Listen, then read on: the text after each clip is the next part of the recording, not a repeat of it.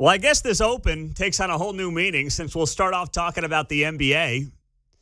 But it's really not about the NBA. It is about sports in general. Of course, we don't have the NBA here in Kansas City. But I know there are many in this audience who have placed a sports bet or two or 100. There are those on this show who happen to be parlay aficionados. Mark, hello, good morning. You have not been arrested yet, have you? Not yet. Okay, all right, good. I like hearing that. What this was really about when yesterday the FBI busted NBA head coach Chauncey Billups and a couple of players and coaches, including Terry Rozier and Damon Jones. What I am most intrigued by right now with this FBI gambling scandal that is unloaded on the NBA is what the NBA knew and when they knew it and whether or not they tried to cover the whole thing up.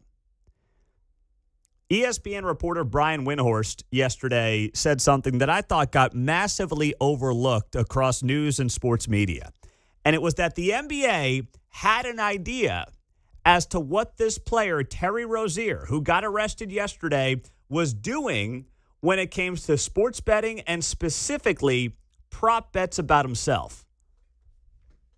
Absolutely right, Rich. The NBA at some point is going to have to explain why Terry Rozier was allowed to keep playing. And I just want to point something out. Mm-hmm. The sports books caught the irregular betting on Terry Rozier the day it happened, the morning it happened, when all of a sudden there was hundreds of thousands of dollars coming in on Terry Rozier unders for a relatively meaningless game in March, mm-hmm. involving the Charlotte Hornets. The sports books caught it. They told the NBA right away. And guess what? The NBA, Rozier didn't play the rest of the season. And he had faked the injury, so it wasn't because of the injury. The NBA pulled him. They pulled Jonte Porter, too. They flagged Jonte Porter and pulled Jonte Porter. The NBA's measures, mm-hmm. their protection measures, the sportsbook's protection measures, triggered this. They caught it. Uh-huh. The NBA had guys rigging games and rigging prop bets. They caught it, and they did nothing about it, at least not publicly. Do you realize that for a league that has long been questioned, of all the major professional sports leagues, I know people are like, the refs are rigging the game for the Chiefs. The NFL's rigging it for the Chiefs. I know we've heard that kind of stupidity, but no league has been more caught up with gambling drama and with allegations of conspiracy and rigging than the NBA. And it goes back decades. And now it's back. Except now, the conspiracy theorists appear to be right, at least to some extent. And this is awful for the NBA. And by the way, it will be bad for the other sports leagues as well. It will be bad for Major League Baseball, which had this gambling issue with their big star Shohei Ohtani, who's about to play in the World Series. What was that investigation into Shohei Ohtani? A day and a half? Interesting. The FBI was investigating these guys in the NBA for the last 3-4 years. MLB, 36 hours. No, nothing to see here. We're good. Really. The NFL. Much harder in the NFL, but still possible when you talk about player prop bets. This is destructive for the sports gambling industry. This is going to have a major impact on how sports betting is done, not just in the short term, but the long term. Everything will change coming out of this FBI investigation. And it's not just about the NBA, which we don't have in Kansas City, of course. It is about the entire climate. And the number one thing I would do right now, if these sports books want to get ahead of this stuff, you have to take college off the table. If professional athletes like Terry Rozier making $25 million this year, think about that, $25 million. And he's splitting $200,000 with his buddies after a game because they all bet the under, and he took himself out of a game with a few minutes left, I guess, or a few minutes into the game so he wouldn't reach his point totals and whatever else the bets were for that night. That's an easy way to play the under. If you want to rig a sports bet These player prop bets that are done where it's like, hey, will Patrick Mahomes throw for over 250 yards? Those things that Mark has in his parlays every week. An easy way to rig that is to bet the under on yourself or a teammate or whoever, right? Because you can control how many points you score. It's hard to hit the over. You got to work for it. But the under, oh, man, my hamstring's killing me. The over-under is 10.5 points for me tonight. I'm 3-4 points in, and, gosh, my hammy's killing me. I think I have to sit this one out, Coach. Okay, under hits. Ding, ding, ding. Ka-ching. That's what you've got going on here with this Terry Rozier situation. And if Terry Rozier and NBA guys can get caught up in this, Chauncey Billups, this situation is more of a poker scheme involving the mafia, allegedly, which is a whole nother sideshow. But you got players making $25 million doing this stuff. God forbid, what are college kids going to get enticed to do? How deep could that web go? And I know, a lot of people watch college football. They'll be watching tomorrow, and they'll be looking to place a bet or two in a game. At the very least, take the player props off the table for college. I would do that immediately.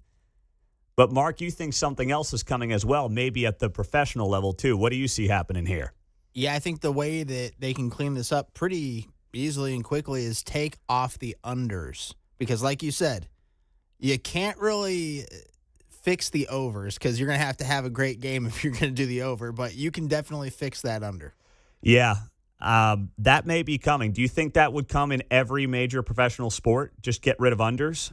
I think that's possible. That's on the table. Wow. I do know this. In the state of Iowa, they already have no player props for college games. So I think they can just do that across the board. I would do that immediately because my immediate reaction to this was the college kids. Think about what kind of pressure they may be under.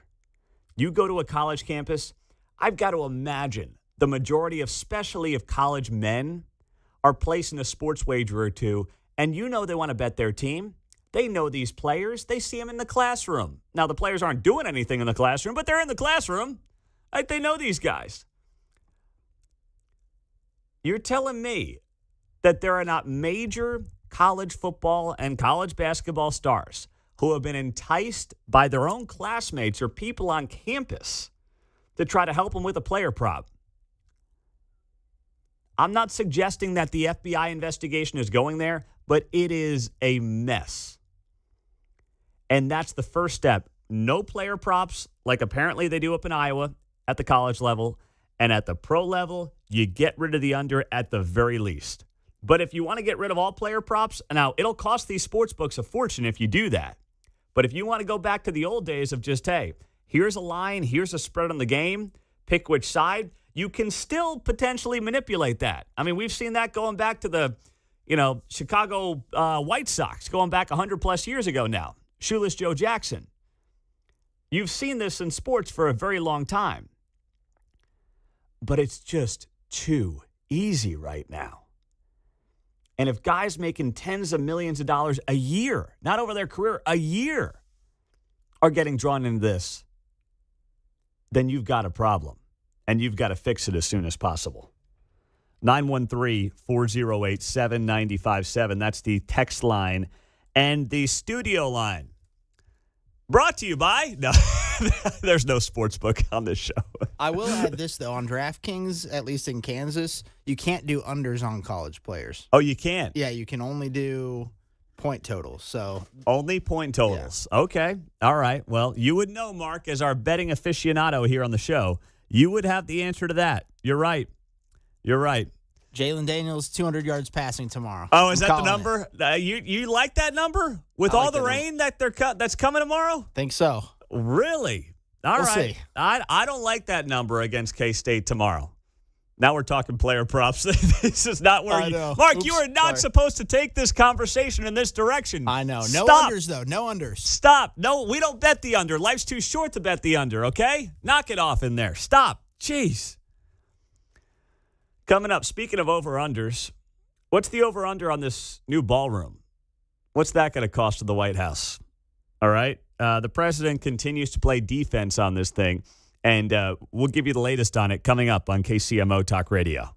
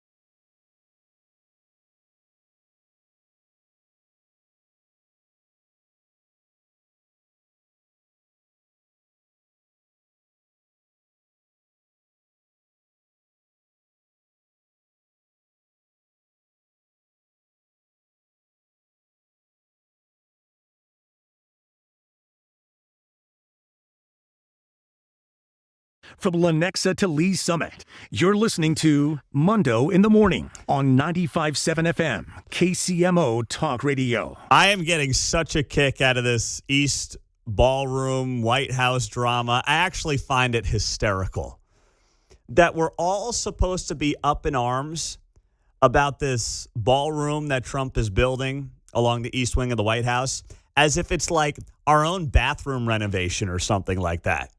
As if we're getting ticked off at our contractor who's jacked up the price 20% on us, and we can't use our own toilet for the next 3 months because he stalled out the project. Like, we all realize that this is not a place that 99.9% of us are ever going to be, just to be clear. I'm including myself in this. I mean, I'm with you guys here. If I end up in the White House one day, I mean, that would be great, but it's not on my short list. Never mind going to the ballroom. I mean, I'd have to figure out something to wear. I might have to borrow something from John if that comes. Yeah, right. I'm going to have to hit my dry cleaner up. Yeah. So see what I've got on layaway back there. It's not on my short list. But we are now supposed to be all outraged by the fact that Trump is privately funding a 90,000 square foot ballroom. And he's damned if he does, he's damned if he doesn't, right?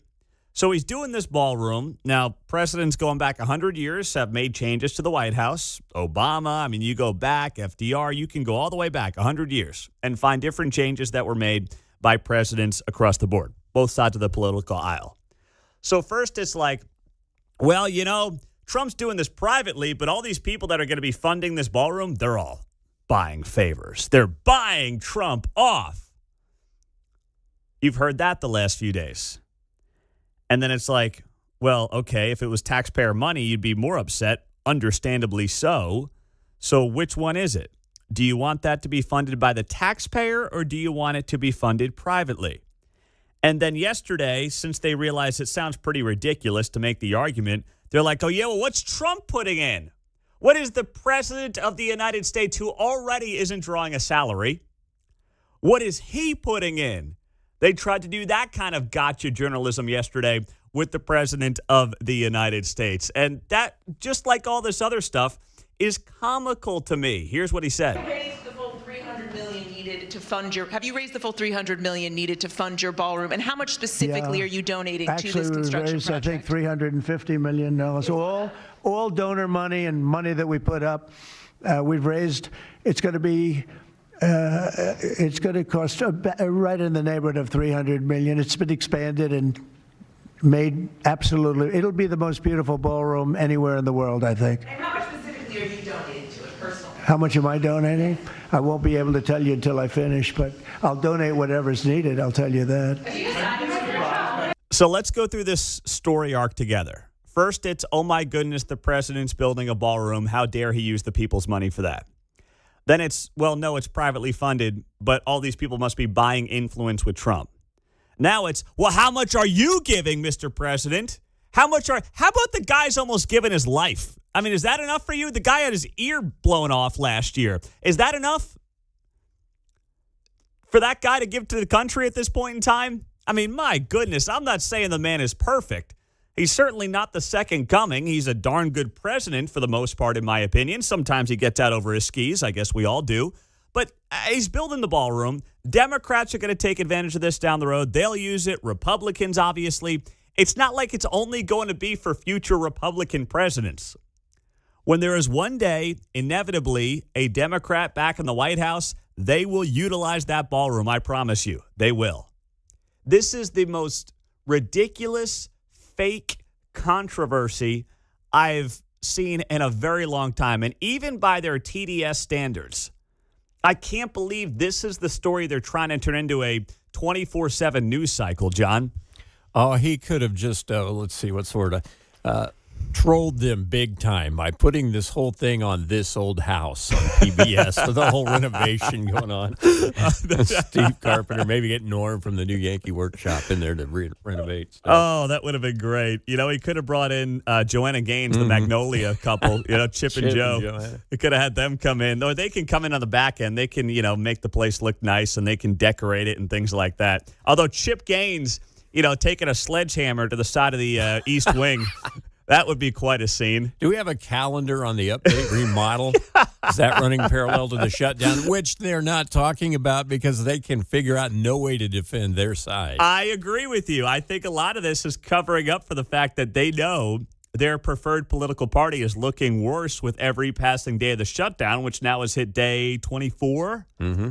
So they've got nothing right now. Oh, they even went to this morning. I think they played on Red Eye right after that. The reporters say, well, so Trump can just tear down anything?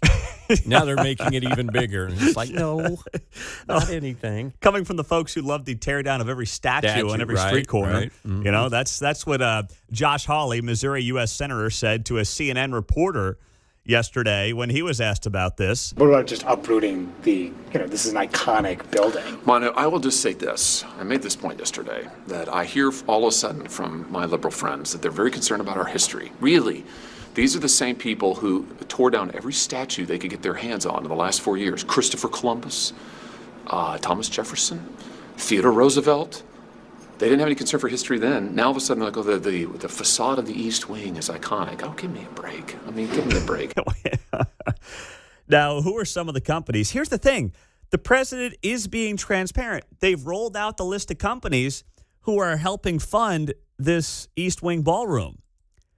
I mean, this is literally transparency. Instead of politicians doing things and being on the take for their donor class and hiding those donations through PACs and things of that nature, here's the president rolling out the list. And just some of the companies: Amazon, Apple, Caterpillar, Coinbase. Oh, my goodness. Comcast, which, of course, owns NBC News. Where's Rachel Maddow? Is she going to quit on the spot when she finds out her employer is donating to this ballroom, John? Oh, man. I love that. Where's the list for the donors? Where's the list? Here you go. Oh, well, that's not the list we want to see. You know what list we want to see. They're all on the take. Yeah, the list. Google, Hard Rock International, Lockheed Martin, Meta, Microsoft, Nextera Energy, Ripple, T-Mobile, Reynolds American. Just some of the companies that are donating, and then there are individuals as well on this list. Winklevoss twins, they were involved in Meta early on, formerly Facebook. So there's a lot of different people who are donating to this. And it is the fakest nothing of a controversy that impacts 0.1% of Americans that I've ever seen them try to blow up into something larger. Coming up, something in Kansas City that actually cost $300 million opens today. What is it? Does it matter? Next.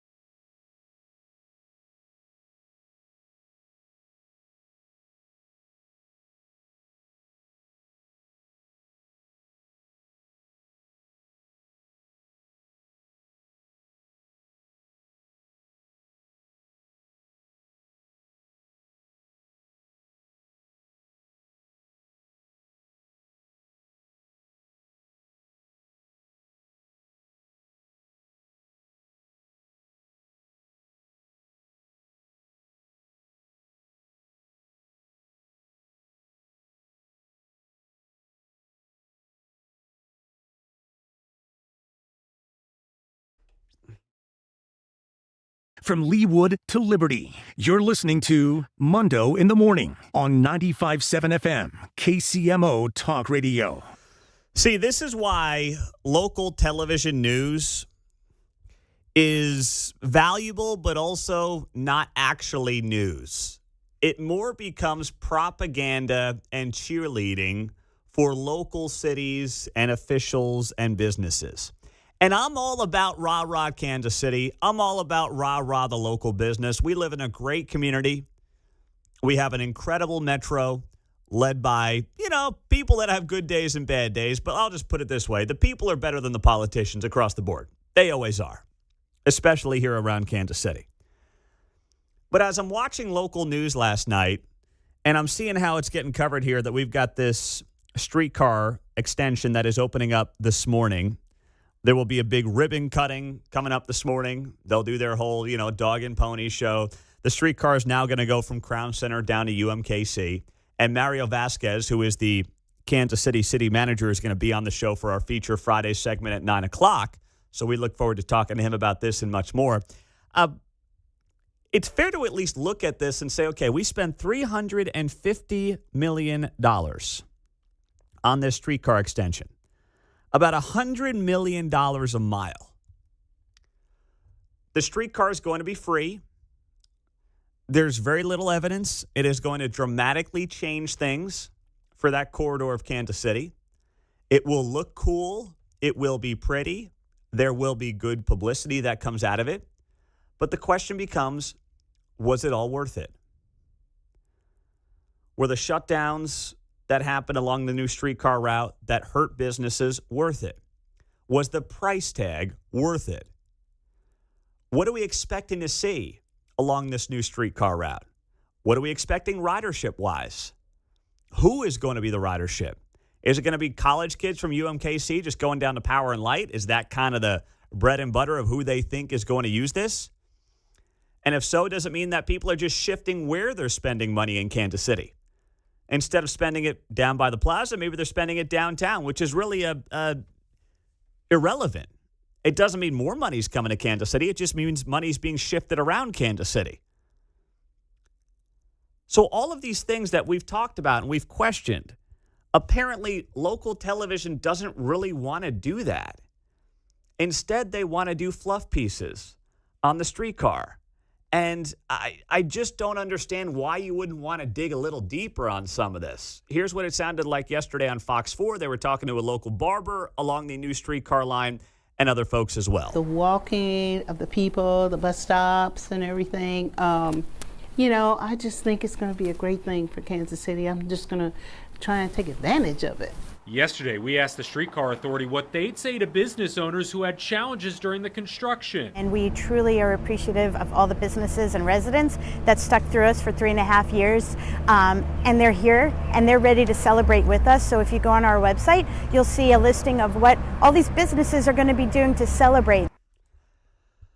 So you got city officials saying, oh, this is going to be great. Everyone's going to be celebrating. Woo! Woo! This is awesome. And then you have, one business owner being like, I hope this brings a bunch of business to me and my barbershop. Okay, cool.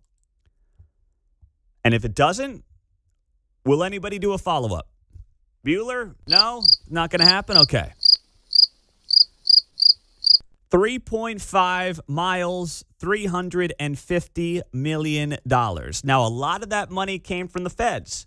But for a country that's sitting $38 trillion in debt, I know this is chump change.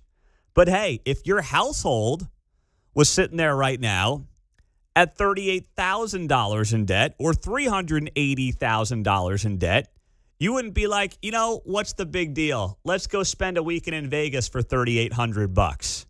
You would think that was probably bad policy for your house. So why is it not also bad policy for Kansas City?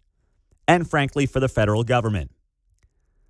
This should have never been approved by the feds, but we're here. It's open. And, it's not that I'm not looking forward to it. I don't anticipate myself riding it anytime soon.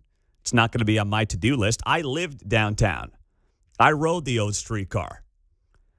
And I'll never forget out walking the streetcar to get home from the Big 12 tournament. I walked out of T-Mobile one night, must have been the 2019 Big 12 tournament. I go to the streetcar stop. It's a zoo. There's not one showing up. I say, I'll start walking. I'm going uphill. I'm walking north towards where I lived, 6th and Broadway. It's uphill, man. That's a good walk. You're going to get those quads Done that burning. in a parade, you betcha. Yeah, you're going to get those quads burning. And I get to my stop. It must be whatever it is, 6th and Main, 7th and Main, something like that. And as I am walking up to the streetcar stop before I get set to cross the street going west, there's the streetcar. I got my steps in, and it took me just as long. That is not mass transit. It hasn't ever been. And it never will be. So now we sit here and it's like, well, what's this going to mean for Kansas City? I don't know. A couple businesses might do okay. But you know what? A lot of them, I think, are going to be sitting there and saying, where's all the economic benefit for me? And who's going to tell their stories? We'll do it here on KCMO. But something tells me local TV, they'll do the puff pieces today. They'll be there for the ribbon cuttings and things like that. But when things don't meet expectations, and the cost of the streetcar obviously is going to be to the tune of millions of dollars to the city, and there's no benefit revenue-wise. They don't make any money, right? There's no ridership fee. So it's just a net loss is what it ends up being, John. Yeah, and by the way, you businesses on the streetcar line, you need to maintain the front of your store out there so that it's clear.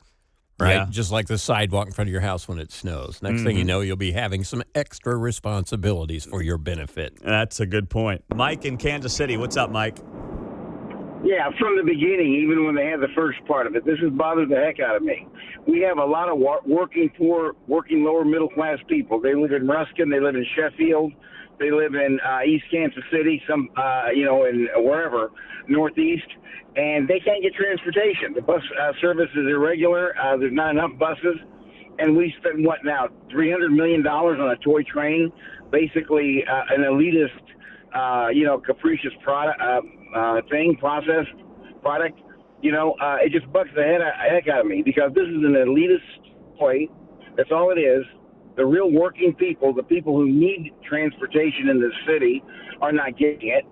And, nobody cares, because Kansas City Star, the latte drinking people from the Kansas City Star, they're totally detached from what, working poor or local working middle class people have. And you know what they tried to do? It always bugs me. Yep. Yeah. Thank you, Mike. And you know what they tried to do? They tried to say, okay, well, if the tourists and the wealthier folks downtown get a streetcar for free, we'll make your buses free. Well, what's happened? The buses have become less safe, more dangerous. That's what's happened. You got the homeless folks rolling up and down on the buses. That's what you have going on there. They tried to throw them a bone, and it backfired. On the text line, Pete, Woke 41 is flooding the zone this morning with streetcar coverage. A bunch of news reporters sitting around in the dark alone getting rained on. I kind of feel guilty about enjoying the coverage. Oh, gee. Oh, my gosh. There's one guy walking his dog outside the streetcar station. Gee, well, you got to walk the dog. I get that. Trust me, we've all been there. But gee, I may have to pop on that coverage here in the studio. I normally wouldn't do that, but that texter has now twisted my arm to at least check it out. Got you curious, yeah, didn't he? He's got me very curious now during the next commercial break. I'll see what's going on there. Oh, my goodness.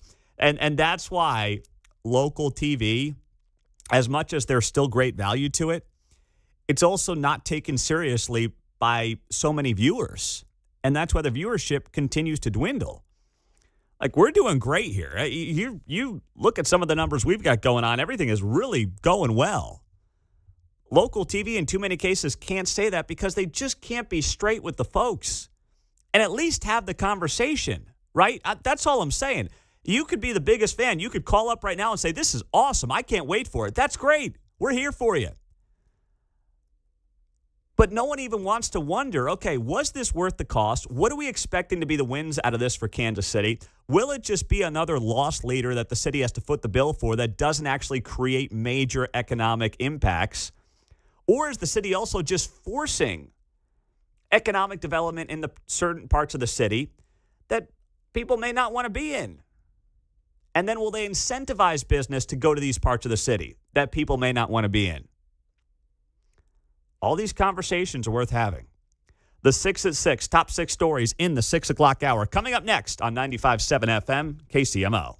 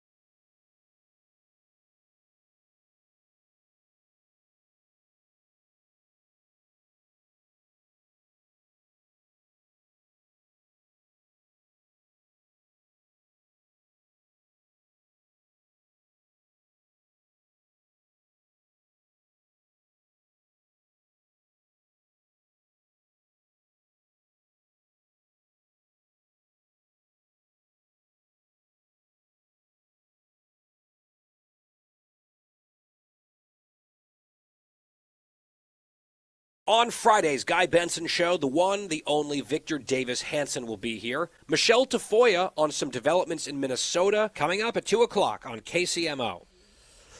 6:50. It is great to be here on a Friday morning on KCMO Talk Radio. Let's roll. It is that time of the morning. It's time for the 6 at 6 on KCMO Talk Radio. Number 1. Westport Community Improvement District is accused of racial discrimination in a lawsuit which was filed by several black business owners, accusing Westport of racial discrimination, claiming several board members have intentionally excluded and pushed them out of the community. The lawsuit claims that board members are conspiring to make it nearly impossible for black business owners to exist in Westport. So we will talk to Westport businessman Bill Nirgo about this coming up in 1 hour at 7:50 this morning on KCMO Talk Radio. Of course, the Westport Community Improvement District and its board members are refuting the allegations. They said in a statement here, while we cannot comment on the specifics of the ongoing legal matters, we are confident the facts will demonstrate the baselessness of these allegations against the Community Improvement District and its board members. So that dropped yesterday. We'll follow up with Bill Nirgo next hour here on KCMO. Number 2. Speaking of lawsuits, a campaign group is suing Missouri officials over what it calls misleading wording for a 2026 ballot measure that would change how citizens pass constitutional amendments. The lawsuit challenges the language of House Joint Resolution 3, which would require initiative petitions to win majorities in each congressional district instead of a statewide majority. So this was changed by the legislature in recent months, and right now, the initiative petition process is one that got us sports betting in the state of Missouri. It also got us legalized marijuana, and it got the state of Missouri, of course, minimum wage increases. And right now, all it took was a fairly simple process to get something on a ballot and then win the majority of voters over. And a lot of this has been pushed by left-wing groups. So in the legislature, what they did is they said, if you're going to pass this statewide, you've got to win the majority of all 8 congressional districts. Not just the majority of the state, but the majority of the 8 different congressional districts. The group that is suing argues that the summary hides the proposal's main purpose, repeats existing laws, and underestimates its cost by millions. The lawsuit also asks a judge to require new ballot language before the proposals appear on the 2026 ballot. So that is what is happening statewide on the Missouri front. Number 3. Next up in the 6 at 6, sad news out of Leawood. The young boy who was hit on his scooter has died. This was from last Monday, October 13th. Duke Omert was riding an e-scooter home after being with friends in Leawood. And the Leawood Police Department said a vehicle hit Duke at about 6 p.m. on Lee Boulevard, just north of West 103rd Street. Duke passed away at the hospital where he was being treated with his family by his side. The 4th grader was a part of the Shawnee Mission School District. He went to Brookwood Elementary. There's a GoFundMe that is set up that says it's with great sadness that we announce the passing of Duke. Ryan and Monica have mentioned they simply do not have enough words to express their appreciation for the outpouring of support for Duke over these last several days. He is so special to so many of us. His legacy will live on. The driver who hit Duke did remain on the scene and has been cooperative with police over the last week and a half. That GoFundMe has raised $122,000. 4th grader Duke Omert at Brookwood Elementary dying after being struck by a car on his e-scooter. Number 4. Next up in the 6 at 6 today, as we've been talking about, the streetcar extension will officially open in Kansas City, Missouri. It will go from Crown Center down to UMKC. 3.5-mile extension costing $350 million, much of that funded by the feds over the last several years. The ribbon cuttings will be all over the place. It will probably be your lead story on your local news here on a Friday. And it is a great reason to not watch the local news coming up tonight unless you want to be frustrated. We'll get you the real skinny here on KCMO. Number 5. In our 6 at 6, some good news yesterday from Andy Reid, Chiefs head coach, saying that left tackle Josh Simmons is taking care of family, giving an update. He said there's been communication. Everything's positive. It's not a negative situation. And he is taking care of family, confirming that Josh Simmons' absence is related to a family matter. When asked about a timeline, Andy Reid didn't share much more, but said that Simmons has done a good job communicating throughout the entire situation, adding he's taking care of business. When you deal with this, that's what you do, and he's been very good about communicating it. So it's still not clear on when Josh Simmons is going to come back, but at least we get some positive news out of this story, which really there has not been a lot of positive news coming out of the story, and it's led to a lot of speculation, but at least this is a positive development from Andy Reid on Josh Simmons. The Chiefs, of course, have the weekend off. They are playing in Monday Night Football coming up at Arrowhead against the Washington Commanders. Number 6. And lastly, we said yesterday we are all Minnesota Vikings fans for a night. I know we don't like old Timmy Tim, Happy Hands Walls up there, but the Vikings got smoked by the Chargers in L.A. 37-10 on Thursday Night Football. Mark, how'd that parlay do for you last night, big guy? Not good. Didn't realize the Vikings were missing their left tackle and right tackle. That hurt them. Oh, come on. You're too busy watching Champions League soccer. You got to look at the injury report next time, bro. I know. Oh, my goodness. All right. Mark didn't have a good night. And the Chiefs didn't have a good night because we wanted the Vikings to win. Instead, the Chargers win. They are 5-3. The Vikings are 3-4. 37-10 was the final score in that game. Coming up, the Trump cattle rancher beef continues. How is that being covered in Kansas and Missouri? We have the details next.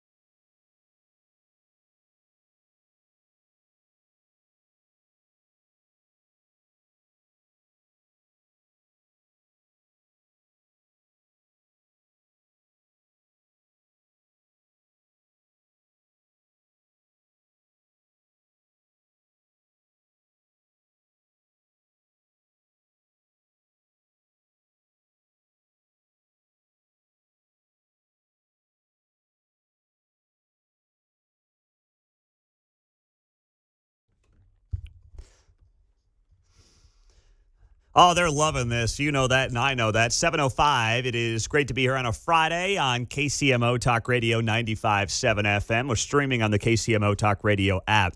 So you get Trump beefing with the cattle ranchers, no pun intended. See what it did there. And the media just eats it up, right? Why? Well, because they can pit, theoretically, Trump's diehard base of cattle ranchers against the president of the United States. This after Trump has made a topic of beef prices this week. Of course, he suggested earlier this week that maybe they'll import some beef from Argentina to help bring down the price of beef at the grocery store, which has a major impact on obviously every single American. And then the other part of it is the president putting out a post this week where he suggested the cattle ranchers got to thank me. They're doing great. They're doing awesome because of the tariffs. And I'm just also trying to bring down prices for the consumer. And I've got to care about that as well, not just how much money cattle ranchers are making right now. So it created this perfect storm where you have folks in the media who could say, they're salivating at the idea of pitting the cattle rancher against Trump. And we told you 2 days ago that this was coming, and that's why I wanted to take your calls on this at 913-408-7957, because I knew we had a great base and listenership of farmers and ranchers who listen to the show, who also obviously overwhelmingly voted for Trump, who would be able to provide some insight as to what's really going on here. So then local media goes out, and they do a couple of packages on this. You had Woke 41, you had Channel 9 KMBC, and of course, they want to find the rancher who's willing to trash Trump. Now, I've said I think the president made a mistake here this week. I was very clear on that. His post about how my tariffs are making the ranchers rich, well, no, supply and demand is making the rancher rich right now. The herd's at its lowest level in 50-plus years. You have issues with disease with the cattle in Mexico. You have small shops and small ranchers closing up shop left and right around the country, including in Kansas and Missouri. So in many ways, this all predates this administration. It's just gotten worse over the last few months. And it has nothing to do, for the most part, with tariffs. That being said, on this show, we can have that nuanced conversation. And you can call in and you can share your expertise. On TV, they just want to get the soundbite of the rancher being like, yeah, Trump's wrong. And they're going to be like, oh, you see, it's all about building a broader narrative. That's what it's about, like this from 41. But President Trump announcing he's considering importing more Argentine beef to provide relief to consumer wallets. I've supported President Trump 100%, but this I disagree with him on. On Tuesday, posting on Truth Social, the president taking credit for the surging beef market, criticizing ranchers to bring their prices down. Feels like a slap in the face to us, to try to bring our prices down when we're finally making money and surviving. But ranchers don't dictate the market price. There's numerous players. And the USDA rolled out a new plan this week promoting the beef industry, including goals to improve ranching business, expanding processing, consumer transparency and market access, and building demand and domestic supply. But years of financial hardship has dwindled cattle operator numbers. Come out with some programs that are more beneficial to them and support our youth in agriculture so that they can get in. As the industry searches for solutions, K-State ag economists aren't seeing any in South America. The quantity, the magnitude to expect a huge impact isn't there. And it could be a few years to increase U.S. cow herds. Everybody is wanting to add cattle to their herd, and they are slowly. I don't think we ever will get back to where we once was. So all of that from 41 is stuff we've talked about and told you about over the last couple of days, which is this is a multi-year process to get the herd numbers back up to where they have to be. And as I talked to a cattle rancher in central Kansas the other day privately, he's like, they can bring in the beef from Argentina, but it's not going to have a major impact on the bottom line price for the consumer. It will make maybe a small dent, but it's not going to be a big dent at all. There's no way that's going to be the case. But you hear the general theme of the package, and you would take out of that, oh, man, the ranchers might be turning on Trump in Kansas and Missouri. Look at this package on KSHB. No, this is like when you get into an argument with your spouse. It doesn't mean you're getting divorced. It just means you're having a little scuffle. You're getting into an argument. You disagree on this. If the underlying theme is, oh boy, what's this mean? The rancher has turned on Donald Trump. Oh my goodness, we're weeks away from a midterm year. This is going to get ugly. No, it's not. It's an interfamily debate and disagreement. That's what it is. That's it. And let's be honest. The rancher's going to continue to do very well in this economy right now because you can't get supply up overnight. Argentinian beef is not going to do it overnight. There's not enough there to rapidly decrease the price. Frankly, I think this is an example of the president acknowledging he's got to fix a problem, not really knowing what the short-term answer is, but at least making it appear like he's on it. He's taking care of it. And you heard more of the same from Channel 9, KMBC. If you want to build American ranchers, we need to build the cow herd back in America. We need more supply here to meet our demand. Jack Geiger agrees. A cattle rancher in northeast Kansas and Brown County, Jack calls the president's potential beef deal with Argentina naked market manipulation. President Trump also said his tariffs on cattle from Brazil have helped American ranchers. It's factually incorrect, it's ill-informed, and it's just wrong. The beef prices have been predating his presidency. Well, that's true. What that guy's saying is true. The prices of beef have predated his presidency. But I also would disagree with that rancher when he says importing beef from Argentina is somehow market manipulation. It's not market manipulation to say I've got to figure out a way to increase supply to maybe lower the price a hair for the consumer in the grocery store. That's not market manipulation. I mean, global trade's been going on for decades now at this point. That's not manipulating anything. That's an unfair statement to make about what the president proposed a few days ago. You could argue it's market manipulation if ranchers don't try to increase their supply. That's also an unfair statement to make. They're all doing well right now, and we've heard from many of you on this over the last couple of days. But, it's no fault of their own. They're doing great because of issues largely out of their control. Worms in Mexico, droughts over the last few years, farmers being incentivized to, farm and grow things like soybeans instead of cattle, and cattle obviously being at record lows in terms of supply. All those things play a much bigger factor in how we got here than tariffs, and the importing of Argentinian beef is really not going to have a major impact. So just let it be. I mean, they're going to do great. It's going to be okay, and it's probably going to be okay for several years for the cattle rancher. But I really think what this is about when it gets covered locally on whether it's 9 or 41 or 5 or any of them, it's trying to drive a wedge between what has been a core constituency of Donald Trump's, 3 runs for office and the president himself. Rather than saying, what does this actually mean? What are the farmers thinking? And is there more here than meets the eye? And that's what you have done as the caller and the rancher on this show over the last couple of days, far better than what you've actually heard from local TV. 7:14 on a Friday morning on KCMO Talk Radio 95.7 FM. Bottom of the hour, we'll have an update for you on where things stand with the Royals in particular and the Chiefs to a lesser extent. That is 20 minutes away here on KCMO. But a feel-good Friday story. I love this. When you have folks in the community here in Kansas City taking a tragedy and turning it into a good. I'll give you that coming up next on KCMO.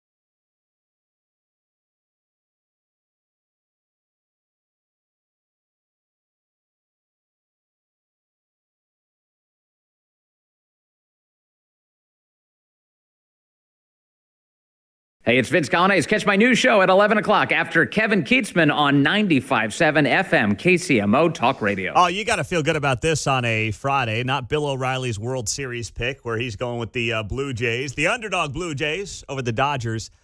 But this was a real tragedy that we told you about last week, and it's being turned into a good thing. And people are taking control of a dangerous situation here in Kansas City outside of Ingalls Elementary School. This was something that, it's just terrible what happened. But you have a young girl, 9 years old, who ends up getting killed. Hazen Workman Duffy lost her life, and she was just riding her bike to school, Ingalls Elementary, at the intersection of Longview Road and Food Lane. So what is going on now?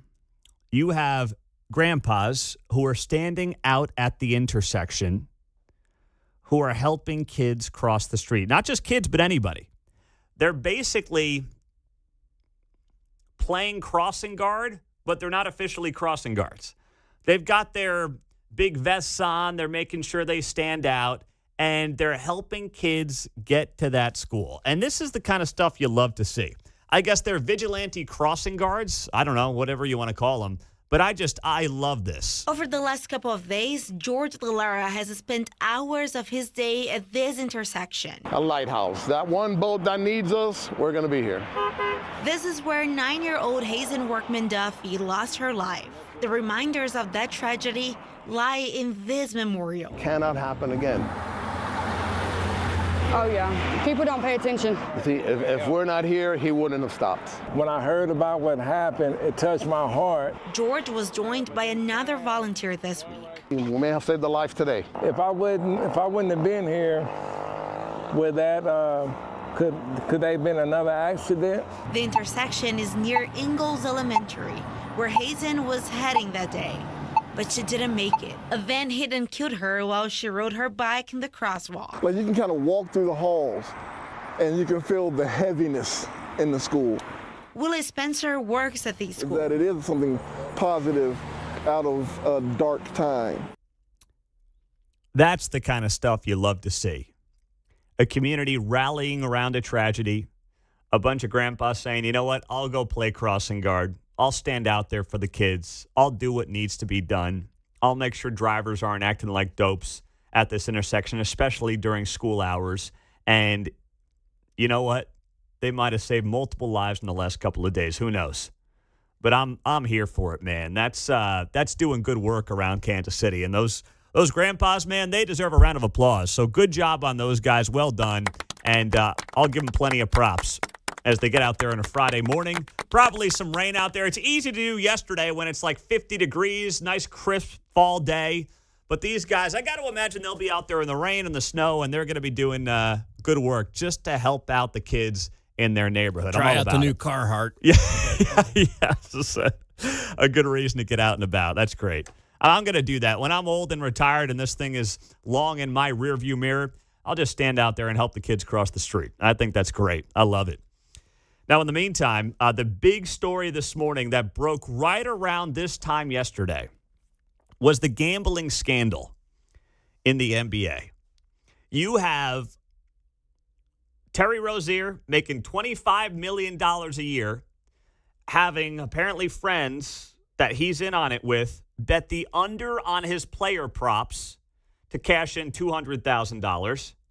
You've got allegations now of Chauncey Billups, who made $100 million over his career, now as a head coach for the Portland Trailblazers, involved with the mafia, allegedly, and basically scamming players during poker games.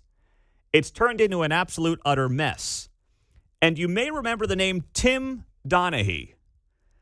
He was the referee involved in a gambling controversy. He was apparently fixing games during his time as an official in the NBA. The NBA has had this kind of cloud of mafia gambling ties involved in that league, more so than the NFL and more so than Major League Baseball for a very long time. Tim Donaghy goes on News Nation last night, and he says that, well, this may be the tip of the iceberg, and keep your eye on college, which is how I started off the show this morning. I think this is just the tip of the iceberg, like you said earlier.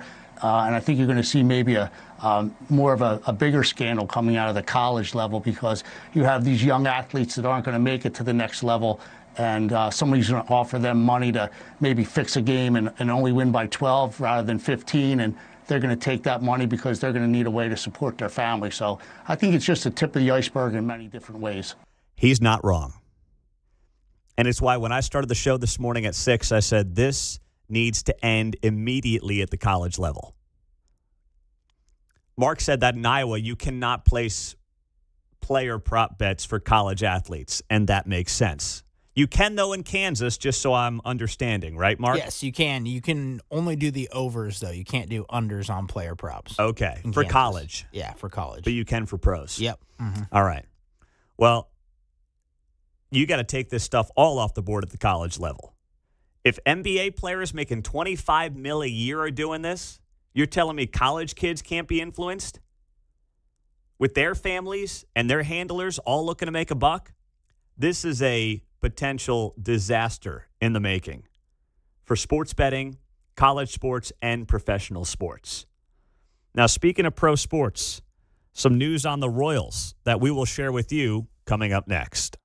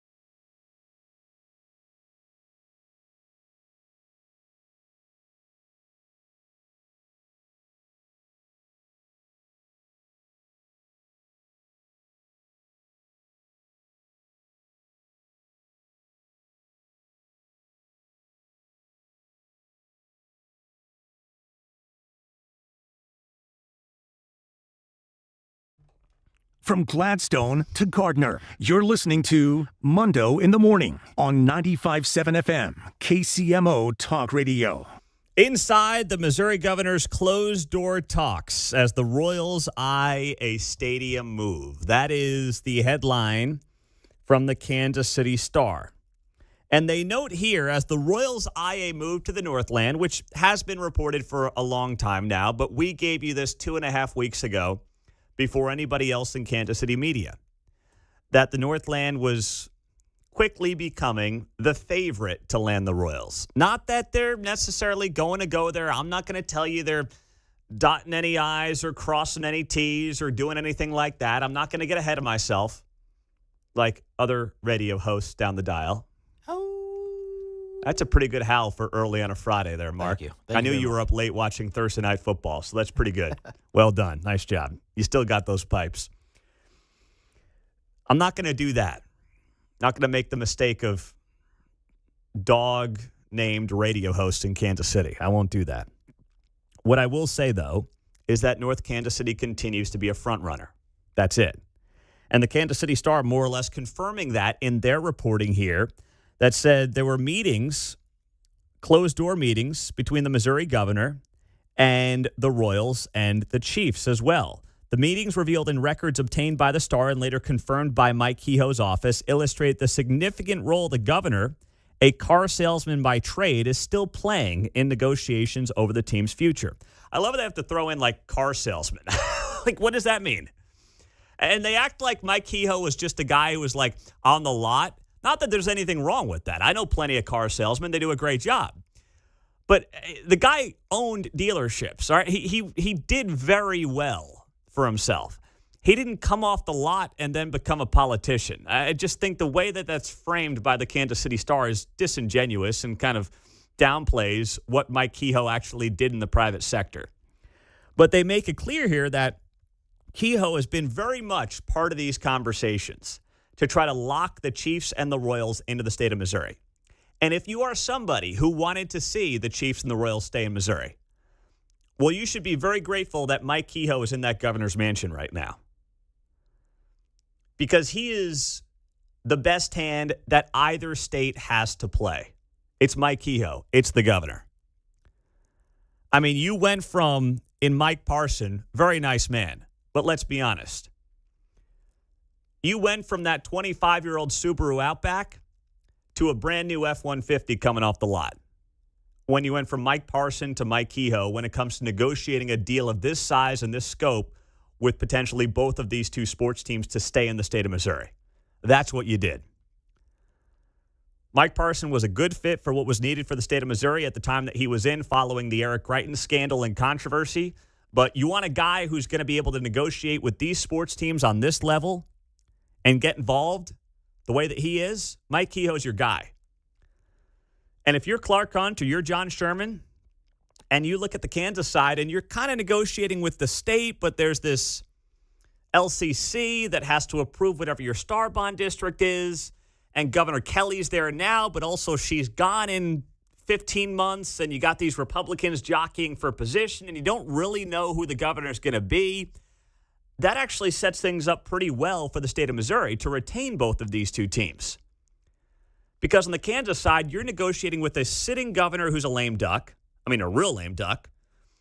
You've got people like Ty Masterson, who's the Senate president, who has a lot of sway in this whole thing, but also is running for governor, but may not be the governor. He may not even win the primary. You don't know how that's going to play out.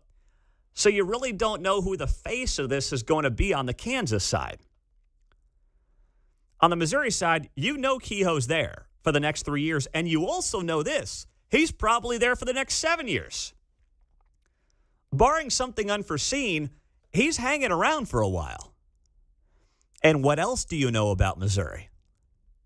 If you're the Royals and you're looking up north and you need MoDOT to be involved to kind of redo some of the highway access in that area, well, you know Kehoe's got a darn good relationship with the feds. He just gave Trump a big win on redistricting. You're telling me if they need some federal money to maybe tweak some highways up in the Northland, that Kehoe can't make a call to Trump and get that thing done with the Department of Transportation, Sean Duffy? I'm just saying, Trump will probably do that in a heartbeat. Mike Kehoe calls him up. He says, hey, can we get some DOT money to help out with some highway access for the Major League Baseball team? Trump's a sports guy. He'll do that. Kehoe took care of him. He'll take, care of Kehoe on the other side. Same thing with Clark Hunt. If there are things that he wants out at Truman Sports Complex involving potential access, they basically have what they need out at Arrowhead, so it's going to be fine. But you'll get that. Can you say that about Kansas right now? You don't really know. No one knows what the political makeup is going to be in Kansas coming up here in 18 months. You have no idea. So there are still more questions on the Kansas side. I'm not saying they're not going to go there. I'm not saying I have insight to where these teams are at looking at the Kansas side of the state line. But as I was going through this piece from the Kansas City Star, and Kehoe is, by the way, getting praised by Republicans and Democrats in this piece. Maggie Nuremberg, Kansas City Democrat, saying here, quote, Governor Kehoe is a salesperson. He's going to stick to this until he seals the deal. So I give him a lot of credit for that. And Maggie Nuremberg is a Democrat who helped craft the legislation to lure the Royals Stadium to Clay County. She's up there in the Northland. She gets it. She's giving Kehoe credit. When you have Republicans and Democrats praising Mike Kehoe, and you have the Kansas City Star reporting that Kehoe is heavily involved behind the scenes in these closed-door negotiations, he's got to get this thing done, and he's going to be the closer here. It's not going to be Quentin Lucas. It's not going to be the Clay County commissioners.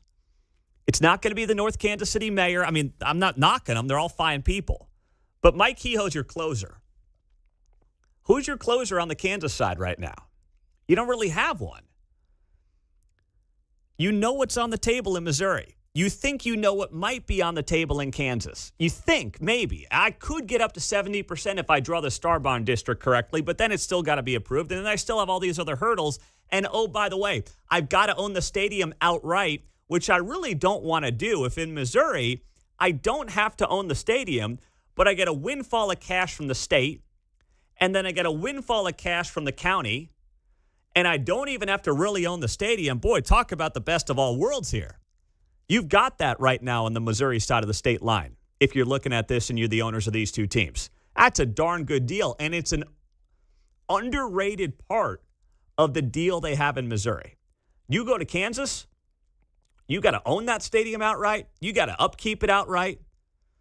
There's no sales tax money coming in from a county, at least not yet, or a city, at least not yet. And that's why when I get Mayor Skoog, the mayor of Overland Park, has agreed to come on the show coming up on Monday. So we're going to set a time with Kurt Skoog coming up on Monday morning. I'm going to ask him, is he a proponent of the stadium or not? Does he want it in Overland Park for the Royals or not? And, frankly, I'm not interested in hearing the whole, it depends on what they want to do. And if they come here, we'll see. Well, if they're going to come to Overland Park, just give me the take. Do you want them here? What's it going to cost the taxpayer? These are all things that on the Kansas side still nobody's really answering. You know what the deal is going to be in Missouri. You'll get a bunch of your own sales tax revenues back from the state to pay for your stadium and pay for your upgrades. You know there's got to be a local sales tax component in Jackson County for the Chiefs and in Clay County for the Royals. You know all that's on the table. It's pretty much spelled out at this point.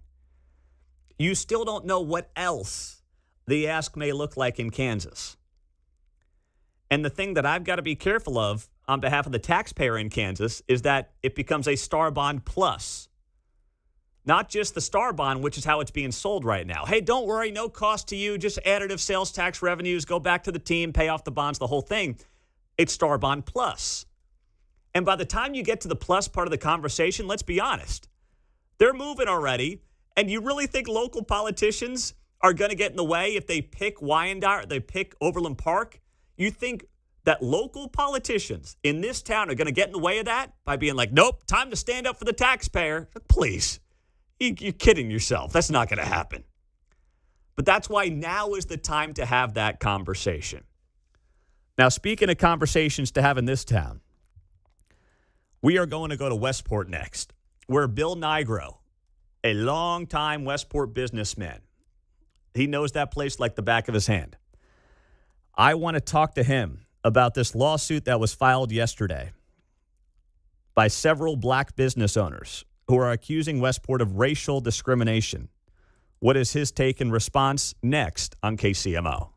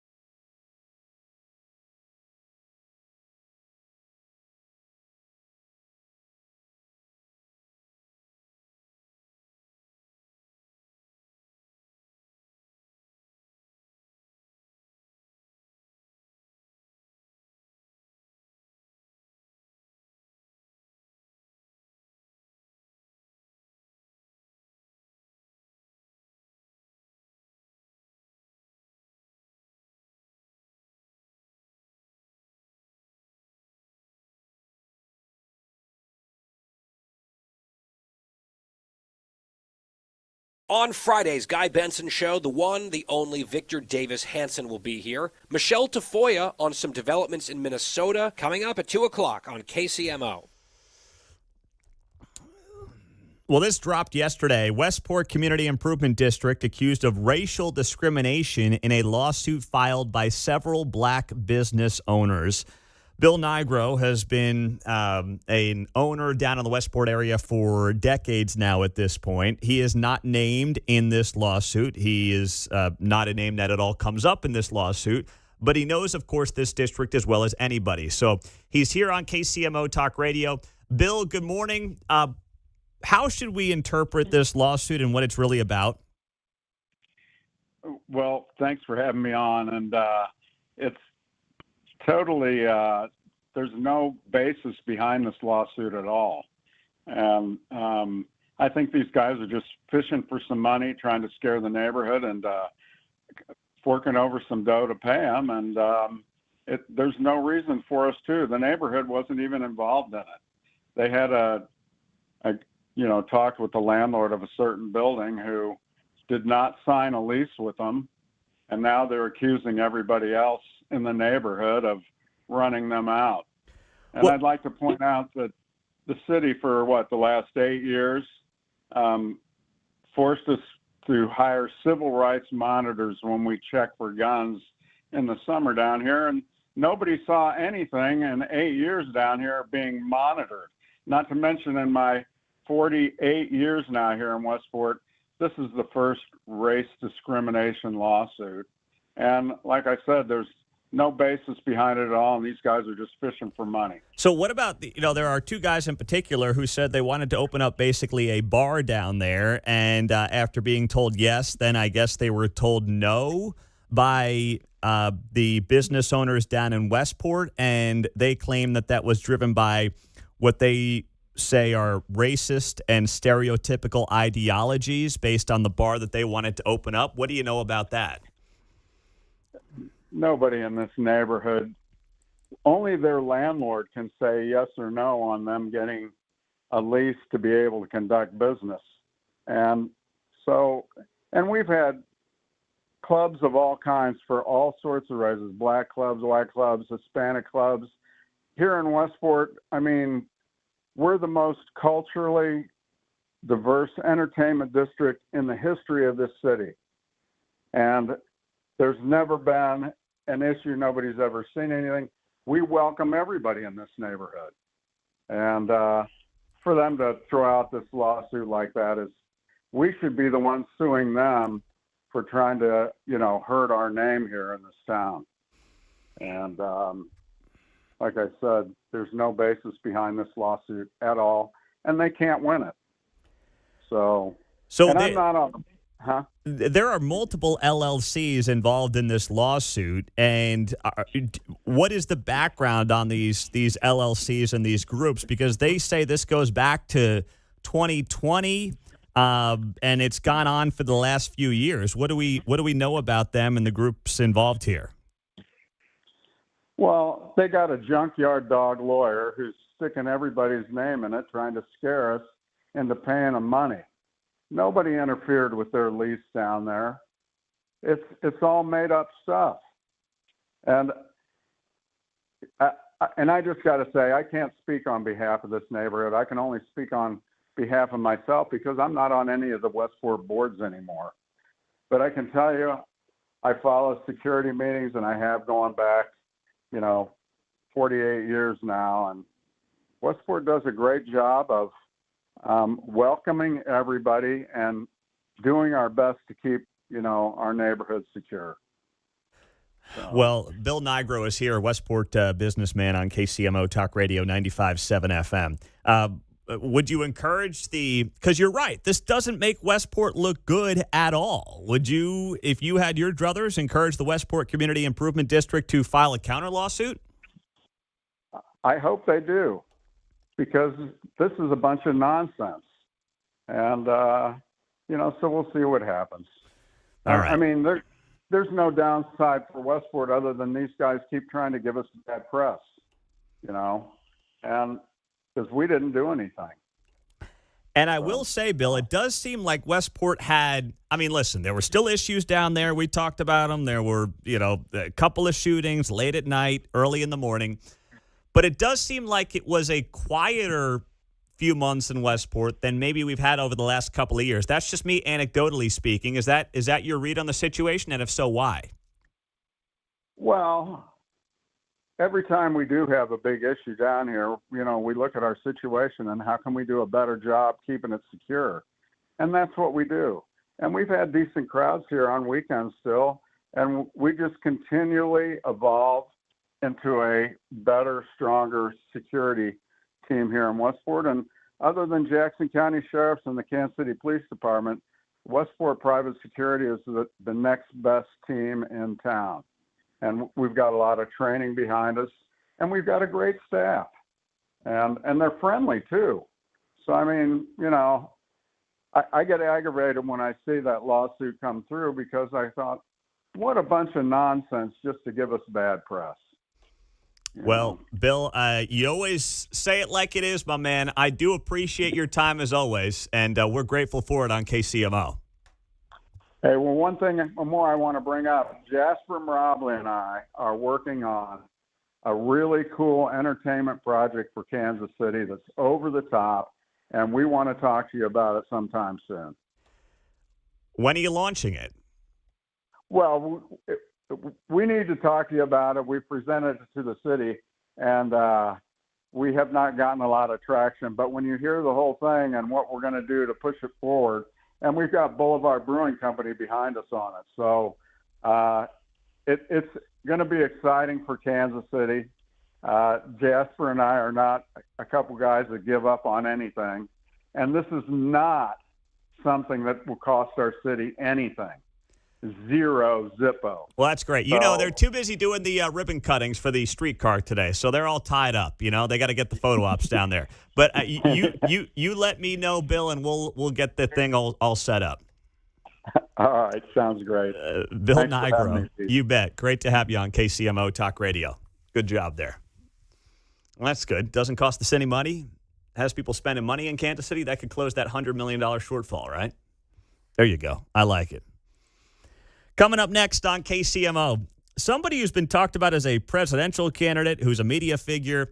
Boy, did he step in it yesterday with his awful take on this sports betting story that could be exploding in the days and weeks to come. We'll get to it next.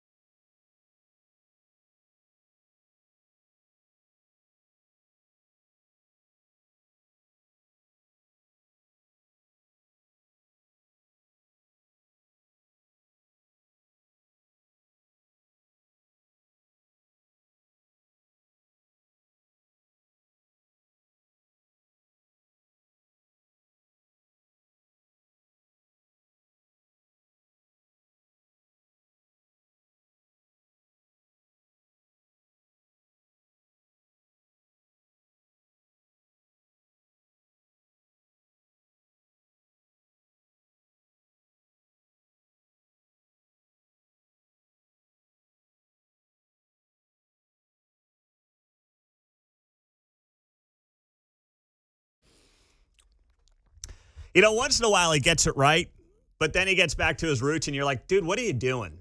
Why? What's the play here? That is Stephen A. Smith, of course, the face of ESPN, who, of course, had to give you a hot take yesterday after the NBA gets engulfed in this gambling scandal. You've got a head coach in Chauncey Billups allegedly involved with the mafia and playing rigged poker games. You got a player, Terry Rozier, making $25 million, having his boys place prop bets on his behalf, or not on his behalf, but, on his play, resulting in $200,000 in winnings. These guys are now being arrested by the FBI. And somehow Stephen A. Smith came to the conclusion that this is whose fault? Who? Where? Oh, it's Trump's fault. It's Donald Trump's fault, says Stephen A. Smith, because Trump wanted to go after the NBA because, well, they've gone woke on a lot of their decisions. And, of course, the players generally aren't big Trump fans. This is all driven by Trump wanting to stick it to the NBA. Are you kidding me? But here was Stephen A. giving you that take yesterday on ESPN. And we'll quickly share with you after the fact that he didn't even have his facts straight. We know what world that I live in terms of politics. How many times, for one incident after another, have I said, Trump is coming? He's coming. I'm going to say it on national television again. Bad Bunny is performing at the Super Bowl, and all of a sudden you hearing ICE is going to be there, looking to engage in mass deportations. The Super Bowl, disrupting things. Big night for the NBA. Wembanyama put on a show. That has now been smeared because we're talking about this story, okay? Remember, Trump has a long, long history connected to the world of sports because he had those casinos. Where do you think folks were coming half the time? I'm not talking about individuals. I'm talking about the culture. When people want to go to a casino, when people want to gamble, when people want to party, or whatever the case may be. This was his kind of connection to that. Why am I glad you're here, Monica? Because don't be surprised if the WNBA is next on his list. Because when you've got all of these protests that have been going out there and people that have been protesting against him and what have you, this man is coming. He's coming. And I've been saying it for a long time. And to me, this is the latest nugget of evidence. Oh, the latest nugget of evidence, Stephen A. Smith says there, that Trump is coming for the NBA. This investigation has been going on for 3 to 4 years. It began under the last guy. Yeah, you remember the last guy? What are we talking about? I know, we try to forget him, but you remember the last guy, right? Yeah, that's right, Joe Biden. Now, it was picked up by the current FBI, led by Kash Patel. But the notion that Trump gets... See, this is how they drum up their own conspiracy theory in their head. Oh, yeah. Trump gets in office on January 20th. He's like, we're coming after the NBA. Let's find a scandal involved in the NBA. Oh, you mean we've got a head coach who's potentially involved with the mafia, allegedly rigging poker games? We have players who were out there helping their friends win prop bets to the tune of $200,000? And somehow this is Trump's fault? This is, you know what this is? This is dating back to 2020, just like when everybody came out and said, oh, the real victims in our criminal justice system are the criminals. Well, how about standing up for the little guy, Stephen A. Smith? How about the little guy who might have placed a prop bet on Terry Rozier? Little did he know that Terry Rozier was rigging his own playing to help his buddies allegedly win a couple $100,000. How about standing up for the casual average fan? Our guy Mark Van Sickle, who loves a good player prop bet once in a while. Stephen A. Smith can't stand up for the little guy because he's too busy with his Trump derangement syndrome, making up facts on how Trump wanted to go after the NBA, basically because they're woke. And let's be honest, the underlying theme there was it's black men and Trump's coming after them, John. Well, let's face it, Steve's onto something there, man. He's got a nugget of evidence to go with the fairy dust or other bits of. You want a mountain of evidence there, Steve, to point to, not a nugget. Yeah, well, there is nothing to back up his claim. Coming for the WNBA, the over-under on an Angel Reese me-bound. There's a lot of money being traded there, right? I saw a Babylon Bee headline. I actually texted it to you guys last night. WNBA players assure FBI they weren't missing layups to throw games. They just suck at basketball. Oh, gosh. Stephen A. Smith did not have any of the facts right to even back up his claim that somehow Trump was coming after the NBA. And then last night on Fox, Kash Patel, who runs the FBI, responded to Stephen A. and said this. Yeah, down the street. By the way, this was so wild. Stephen A. Smith, the sports commentator, suggested that this was revenge from the president for all the kind of left-wing activism of the NBA. Your response to that, 15 seconds. I'm the FBI director. I decide which arrests to conduct and which not to conduct.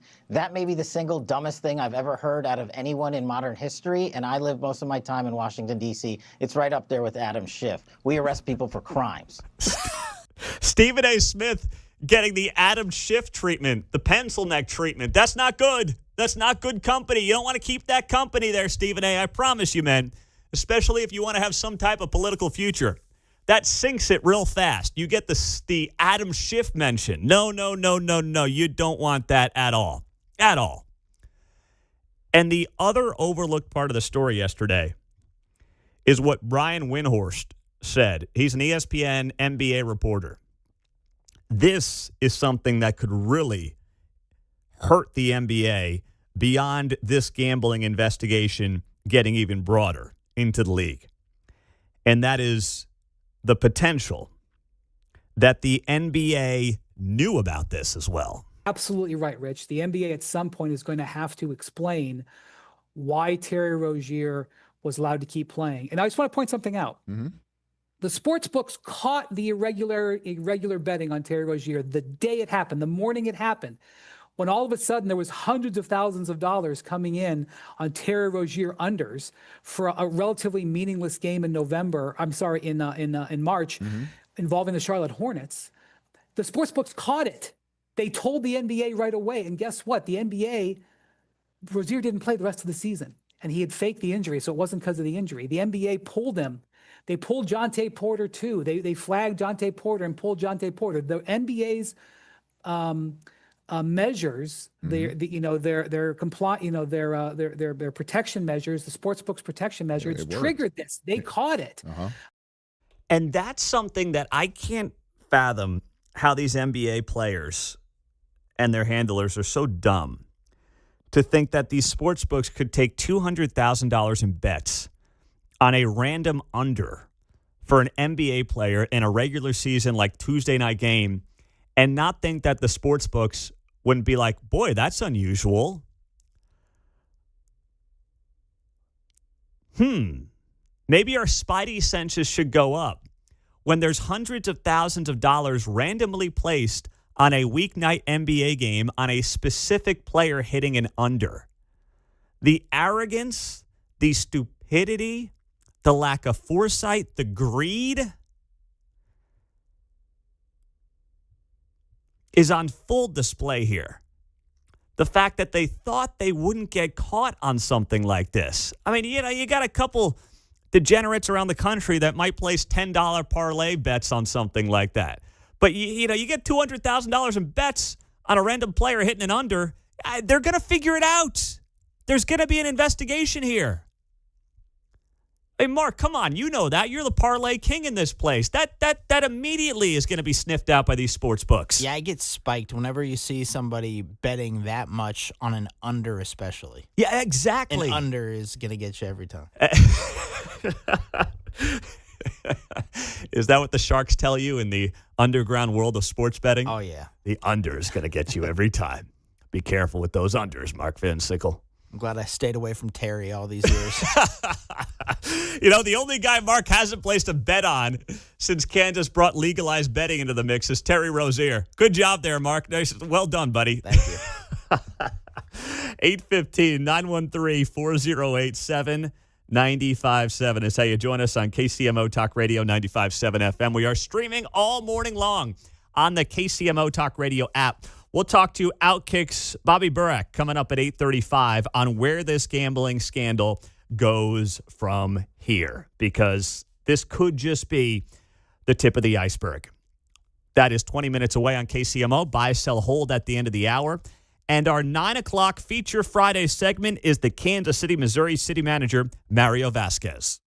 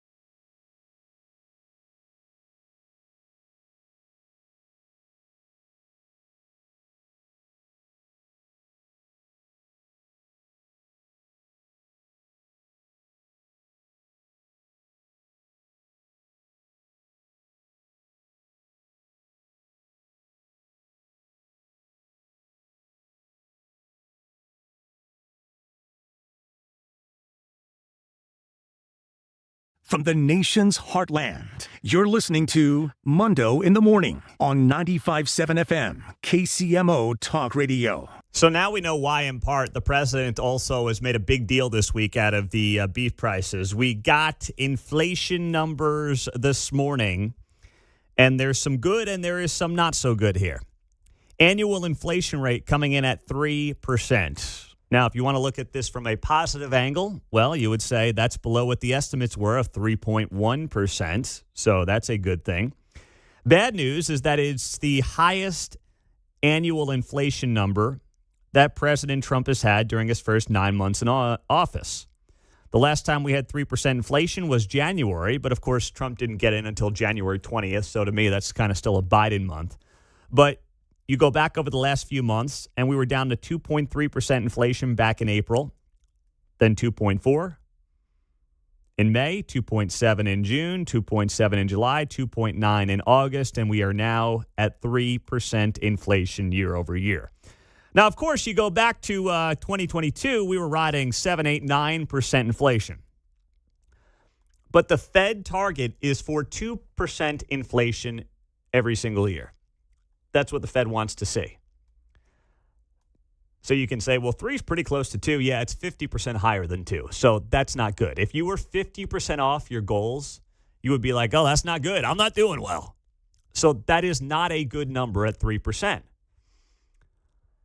And that's why the president this week has made it an issue to bring up, hey, what's going on when it comes to beef prices? Now, it's just one thing. It's not like beef prices magically come down and inflation gets solved back down to 2%. But it is one example of obviously people feeling the pinch. And the grocery store is where the president understands he could either keep his majority in 2026 or lose his majority in 2026. That's what it's going to be about.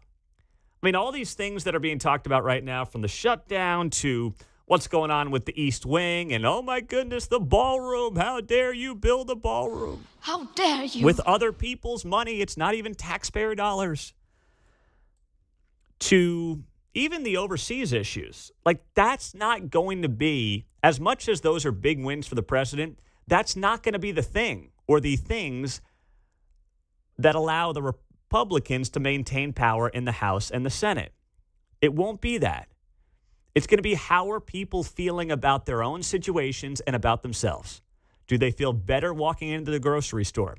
Do they feel like they can go buy that new car? Do they feel like they can finally go buy that house? That's what's going to make the difference. That's what it's going to be. And I believe the president knows that. As much as he's, counting his victories, and he has every right to do that, he also knows that he won in 2024 because of how people felt about their own situation. And if he loses his majorities in 26, it will be because people don't feel better about their own situations. And they're willing to give the other guys a shot. And while I think that's the wrong move, we know how this goes in this country, right? Things are going to swing back and forth. People have short-term memories, and they'll say, well, I don't know if it's really working under this guy. Let's give that guy or that gal a shot. That's how it goes. So these numbers this morning, not great. Wish that number was lower. And we'll see. The markets are set to open up here in a few minutes. We'll see what that looks like on this inflation number coming in at 3%. Dow futures right now up 200 points. They jump as the light inflation report paves way for a Fed rate cut. So now the markets are suggesting that the Fed may be willing to further cut interest rates. But this is where you get into this pickle. If the Fed cuts rates to try to spur spending because, let's say, the inflation number came in below expectations, well, then you got people spending more money, and what that's going to do is cause more inflation. And then if you have a softening job market, you result in stagflation, which you don't want to see happen. So this whole thing, man, is really not a great situation. The markets are continuing to do very well. But as we talked about at the end of Joe Biden's term, the stock market and Wall Street is not Main Street. You got to be invested to stay ahead of the inflation, but they're two very different worlds. And the president, I think, deep down has to understand that. And I believe that he does. I believe that he actually does. 913-408-7957, the text line. and the studio line on KCMO. Pete, $22 to $26 for a ribeye at Price Chopper. Yeah, that's a problem. That's a problem. I'm with you. I mean, you can't have those numbers out there and make people feel good about their situation. That used to be what it cost for a pretty decent steak at a restaurant. All right? Paul in Kansas City, you're up, Paul. What's happening? Hey, Pete. Yeah, I saw the numbers and I clicked on CNN and they tried to spin it as a disaster. And then they brought Harry out, their numbers guy. And Harry says, last year at this time, 43% of Americans, the economy was their number one concern. Right now it's at 24%. And her mouth just dropped. She's like, oh. And they said about the shutdown, Harry goes, 2013, 65% of the Americans said the shutdown would hurt them. Now it's down to like 25%. And she goes, oh. Harry, they did a whole segment, a block on how disastrous. So just to reset that real quick, what you're saying is that CNN was suggesting this morning, based on its own polling, that first off, people are not as concerned about the economy today as they were a year ago, right? Yes. That's number one. Yes. And then the other part of it is, when it comes to the government shutdown, the vast majority of Americans don't believe it's going to have any impact on them, which was not the case back in 2013. Correct. Harry brought the number, the Gallup poll brought the numbers out. 19% drop in the economy being the number one issue from last year, and the 2013 a big drop in that one too. So, yeah. All right. Harry's good. Yeah, Harry's on by. He brought the numbers out. Yeah, that guy on CNN, that Harry Enton guy, he's pretty entertaining in his delivery as well. I'll give him that. Yeah, the lady, she's a nice lady. They don't know what to say when he does it. I know. He just circles it. They just stand there stunned. They can't help themselves. Have a great weekend, Paul. Thank you, buddy. I appreciate it. Bobby Burack, writer for Outkick. He has been all over this gambling story. He's going to join us next.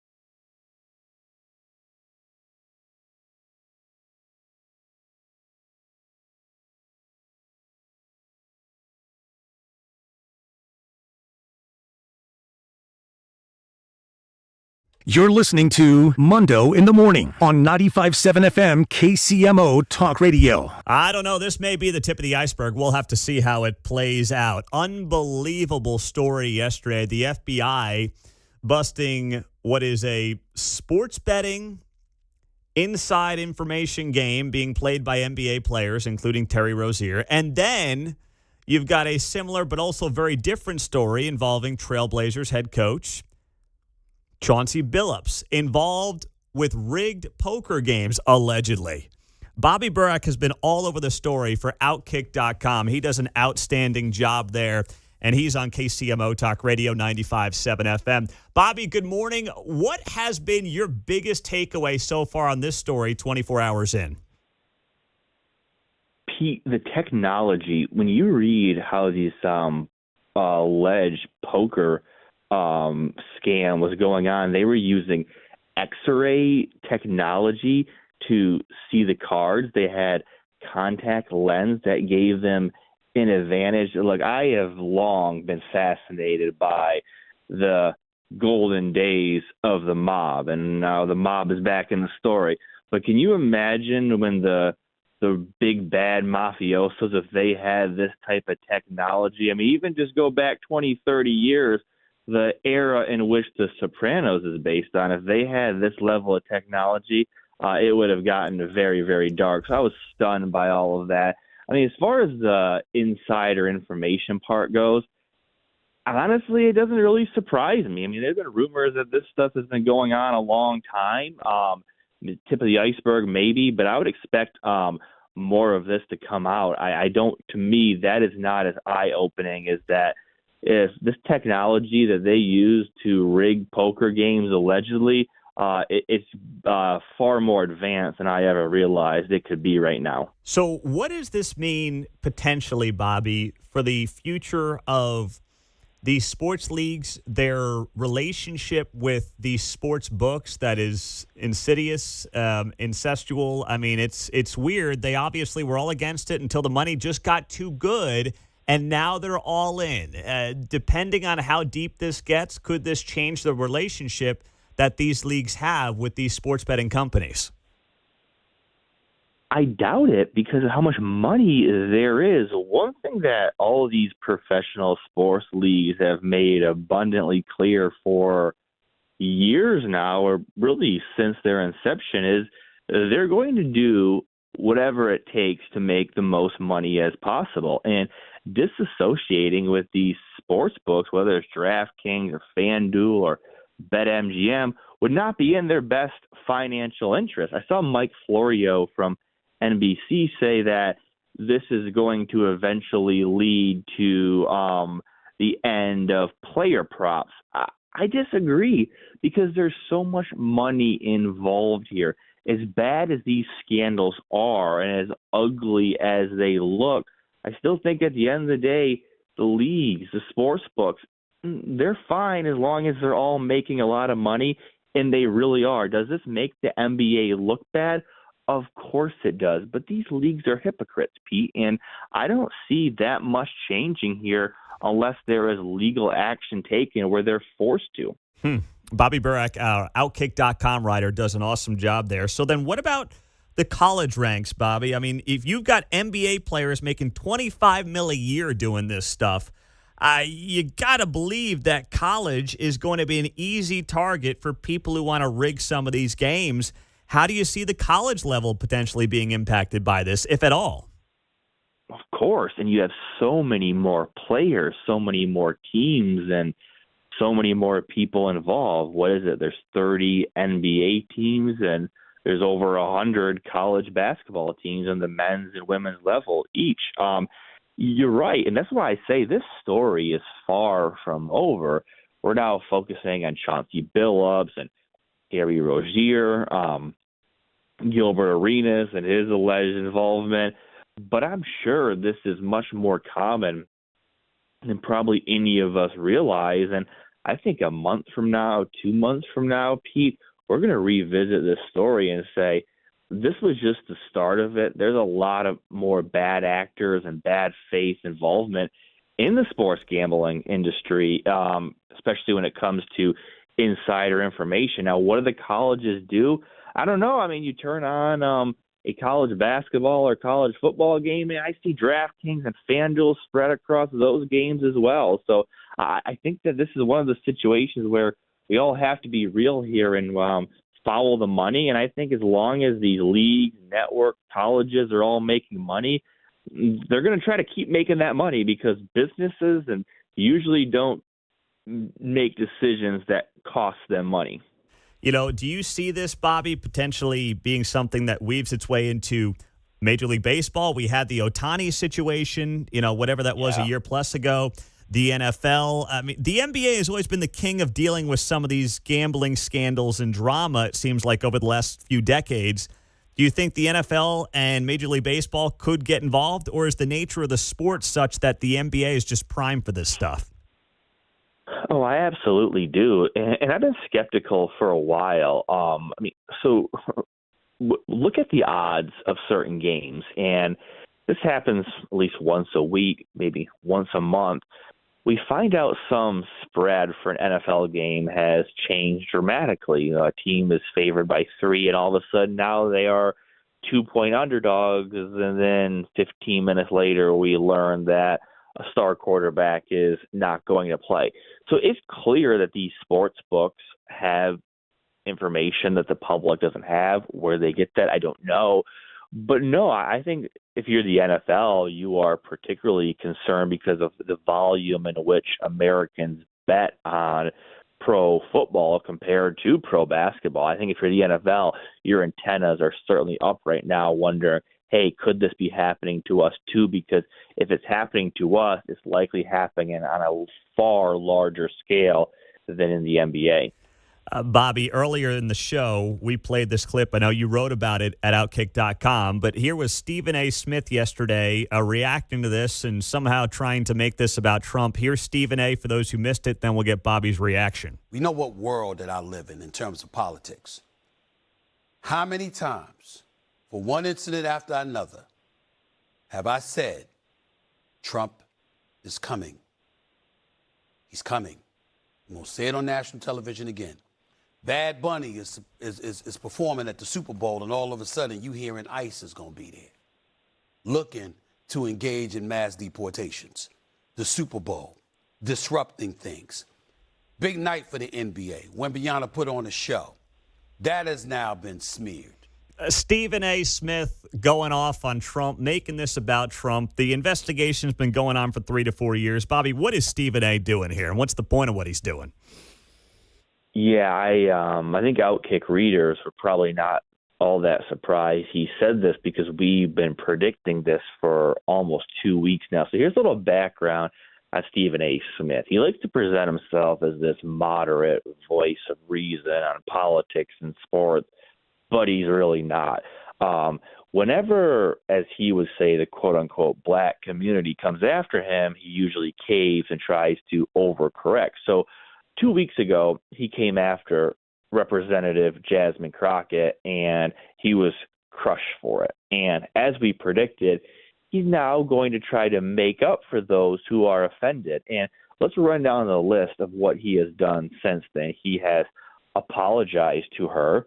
He apologized to Kamala Harris and Michelle Obama, which doesn't make a lot of sense. He appeared on CNN to declare that he is certainly not a conservative. He accused LeBron James baselessly of targeting black reporters and succumbing to white reporters. And now he has gone down this path where over the past 5 days, he has blamed everything on Donald Trump. I think this is so pathetic. It's so transparent. It is him saying, hey, the left-wing media came after me last week, and now I'm trying to make amends and playing this game where everything is Donald Trump's fault. But as you said, this investigation predates Donald Trump. And as FBI Director Kash Patel said last night on Fox News, this might be one of the dumbest things he has ever heard. It is interesting, though, Bobby. We'll never know the answer. But if Kamala had won, would the FBI have kept this investigation going, or would they have backed off for perceived political and racial reasons? We'll never know the answer, but it's a fascinating thing to give consideration to, right? Absolutely. And by the way, if she were president right now, I still think Stephen A. Smith would try blaming Donald Trump, because I think that's where his head is right now. That's a great point. Bobby Burack, read him at Outkick.com, does a tremendous job. Follow him on social media. Bobby, thanks for being here on KCMO in Kansas City. Really appreciate the time. Hey, you bet. There you go. Bobby Burack on 95.7 FM. Good stuff out of him. You know, it makes you wonder. In a world where Kamala and Biden lived, where everything was about race, would they have really gone after these NBA players and coaches like this current FBI elected to do yesterday? The investigation started years ago, but it's an answer that we will never know. Buy, sell, hold is coming up. 3 questions as we approach 9 o'clock next.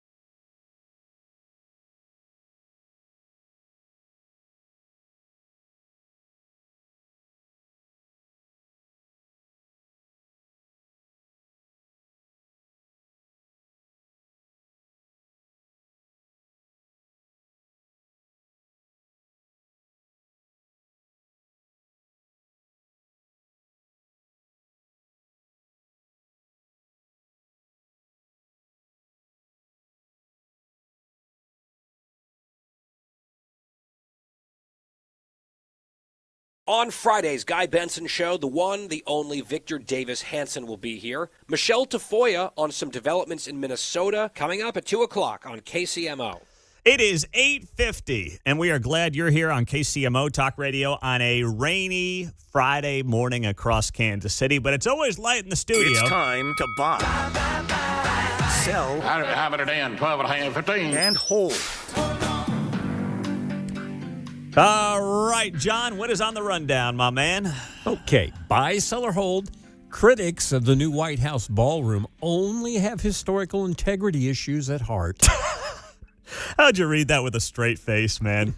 How'd you do it? You tell me. That was the most skilled thing I've heard all morning on the show. I'm going to sell that. You know, yesterday, out of the 30 questions that the press secretary took, Caroline Leavitt, 11 of her 30 questions were about the White House ballroom. These people are a joke. They're an absolute joke. Trump has made them melt down over a 90,000 square foot ballroom that is being privately funded to the tune of $350 million. The administration even released yesterday the donor list. I mean, it doesn't get more transparent than that. And it's not like it's the king in Saudi Arabia or something like that. Right. Okay? It's Amazon, it's Apple, it's Caterpillar, it's Coinbase, it's Comcast, owners of NBC News. It's Lockheed Martin, it's Google, it's Meta, it's Microsoft, it's KCMO Talk Radio. No, it's not us. It's Nextera. Cracker Barrel. Bud Light's trying to save itself. There you go. Oh, man. No, it's just like American companies. And then what happens? They say, well, Trump is selling influence. That's what he's doing here. And then it's, well, how much are you paying, Mr. President? Have you raised the full $300 million needed to fund your ballroom? And how much specifically are you donating to this construction raised, project? I think $350 million. All donor money and money that we put up, we've raised. It's going to be. It's going to cost right in the neighborhood of $300 million. It's been expanded and made absolutely. It'll be the most beautiful ballroom anywhere in the world, I think. Of course. How much specifically are you donating to it personally? How much am I donating? I won't be able to tell you until I finish, but I'll donate whatever's needed. I'll tell you that. So think about this, all right? We go from Trump is wasting money in a ballroom to, oh, it's privately funded, so he must be on the take from the companies, to, well, how much are you putting in out of your own pocket? These people have no standards. They have zero self-respect. It's an issue that most Americans don't care about because 99.9% of us will never stay or be near this ballroom. And 11 out of 30 questions yesterday are about the ballroom. My goodness, tell me you're out of touch without telling me you're out of touch, John. What's next? One more thing we'll have to shut down when the government closes. Yeah. Buy, sell, or hold using a self-checkout at the grocery store or anywhere, as a matter of fact. Yeah, that's a good one. Buy, we just had this conversation in the hallway, and I said, let's use it for buy, sell, hold. I am a huge self-checkout guy. Any chance I get. Any chance. I can just swipe it all through myself. I can, and this is not a knock on anyone that works at, anywhere. But I can do it, I think, more efficiently and faster on my own. Typically. And I can then swipe my card, and I can move on with my day. And I don't have to stand there and wait for somebody else and monitor somebody else. I don't know who's against self-checkout in this world, John. Well, I see posts on Facebook quite a bit about they're not employees of the store. I'm like, my time's more valuable. I'm not paid to stand in line behind the lady that's writing a check for a basket full of groceries. Yeah, that is so true. I mean, my time is worth money, right? Give me one of these things at the dang auto parts store. You got some wiper blades and a bulb replacement for your turn signal, and the guy in front of me, 6-cylinder, 8-cylinder, I don't know. Let's go out there and open the hood and look. Come on, dude, I just have a couple of things. I want to go. I'm with you. I can tell I hit a sore spot here there, but I'm with you there. Got a whole segment. I am a total fan of the self-checkout anywhere, but especially at the grocery store. Absolutely. Mark, don't buck us. Tell me you're a self-checkout guy, Mark. Don't let me down. Make it a 3 for 3 morning. I do the self-checkout usually when I'm by myself, but if I'm with the 3 girls, sometimes Why? It's too much. Why? There's a lot of stuff in the cart. I don't have to check out all that with all the girls hanging around. But then and your girls are older than mine, so maybe they grow out of this phase. But mine like doing the self-checkout. They like swiping everything. Yeah, that's true. Make it a game, Mark. Come on, man. It's okay, but and then you got to wait in line with the 3 kids while they're grabbing at candy bars and everything else. You end up spending more money, Mark. Come on. All right, what's next in Buy, Sell, Hold? All right, buy, sell, or hold Kansas or Kansas State in the Sunflower Showdown this week. Oh, man. Well, I guess I'll tick off somebody in this one. You can't win here. Yeah, I can't. I'm going K-State. I'm in on K-State. All right? You going off history there, 17 years of 16 in a row, right? Yeah, 16 straight. I mean, history's part of it. But listen, I just think if K-State runs Avery Johnson, which they've got to do. They got to knock it off with thinking Avery Johnson's a pocket passer. Run Avery Johnson. They're hitting their stride. They had a good win against TCU a couple of weeks ago. And KU, to me, is in some ways regressing. Their defense is not any good. Jalen Daniels, I like a lot, but if it's going to be wet tomorrow and rainy, I mean, how good is he going to be throwing the ball? What does that look like? I think the K-State defense is much better than the KU defense. And if K-State does not let Matt Wells, their offensive coordinator, screw up this game with just awful play calling, they'll be okay, and they'll win, and they'll make it 17 in a row. And, Mark, I know you're decked out in your Jayhawks gear this morning, so tell me why that's not going to happen. It's a big if on that offensive coordinator. He's terrible. He's bad. So, he's bad. That's why I'm going with KU minus 2.5. You're literally going with KU and the minus 2.5. Yeah, they're just got to win it by a field goal. Oh, man. Oh, gosh. I mean, KU's got the worst run defense in the entire Big 12. If K-State, it's not good. And I know Dylan Edwards isn't playing, but if K-State gets its act together, Avery runs the ball, get Joe Jackson in the mix, and the rest of that running game, they can have a big day tomorrow. I like KU's two-headed running back. Yeah, okay. But I think K-State's defense is coming around too. Coming up, Mario Vasquez. He is the city manager for Kansas City, Missouri. Streetcar extension opens up today. Police budget drama and more with him next.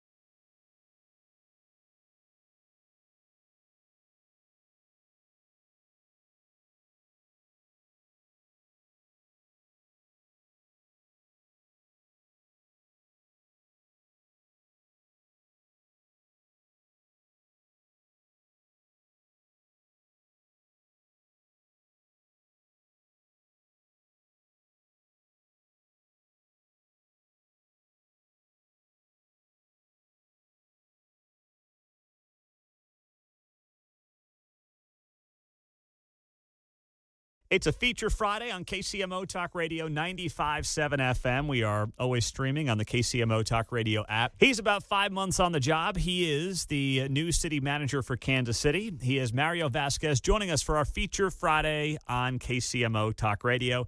Today, of course, the new streetcar extension opens up in Kansas City. We'll get to that. But Mario, good morning. It's great to have you on the show. And 5 months in, what has been the most unexpected part of this job for you, being the Kansas City, Missouri city manager? Well, first of all, thank you for having me today. It's great to see you. Actually, I do want to say one of my bosses, Councilman Nathan Willett, told me to say hello to you. So I'm going to get that out of the way first. He's a great guy, and I know he's been twisting your arm to get in studio here, so I appreciate you doing it. Yeah, no, for sure. No, it hasn't been. I just want to get out with the community and letting people know who I am, and so this is one opportunity to do that. 5 months in, and the biggest surprise to me is just the demands on my time. I don't think anybody appreciates what it's like to be in my role. It's basically, 7 to 80 hours a week. Weekends are usually pretty occupied with either text or email from a lot of different people, meetings, events, things that people want to have my presence at. Sunday is about the only day I get to myself, although, by the time Sunday evening rolls around, I'm still getting into the emails and getting ready for the week. So it's been, the demand of my time has been surprising. Obviously, the breadth of our organization is always, something I couldn't appreciate. My experience has always been in the planning, economic development, infrastructure world. I know those things very well.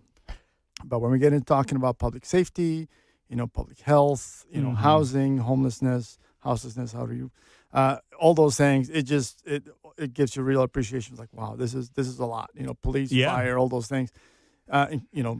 Now we're going to go into the jail business, and so there's just a lot that I don't know. I don't know what I don't know. Actually, I know what I don't know, which is good, but I also don't know what I don't know. So I've kind of got myself with a lot of people to help me. So. Well, and you can say homelessness here. That's a safe place and safe word to use here on KCMO. It's fine. I understand. But take me through, when you are going through this process, you were with the city of Kansas City for how long before you got the job? I was with the city for 28 years. 28 years. Okay, so you know this city inside out, but there are things about the job that you admit you need some help with. Right. What's the part of the job where you felt, I don't want to say lost, but the place that you thought you needed the most help walking into this job as city manager? Well, for sure I would say the human resources components. That's not sexy. Give me something good. Give me something good. Something to latch on. Human resources. Come on. Well, I mean, it's just all the complexities of people. Like, I don't like this. I don't. This isn't working out. The litigation. Well, I was going to say that's the fault of the attorneys. Not necessarily the fault of the attorneys. I think it's the issue is how prepared our middle management is to handle confrontational situations. Right. If somebody has an issue.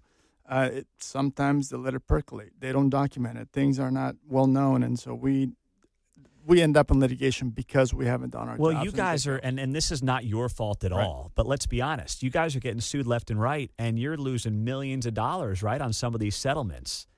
Right.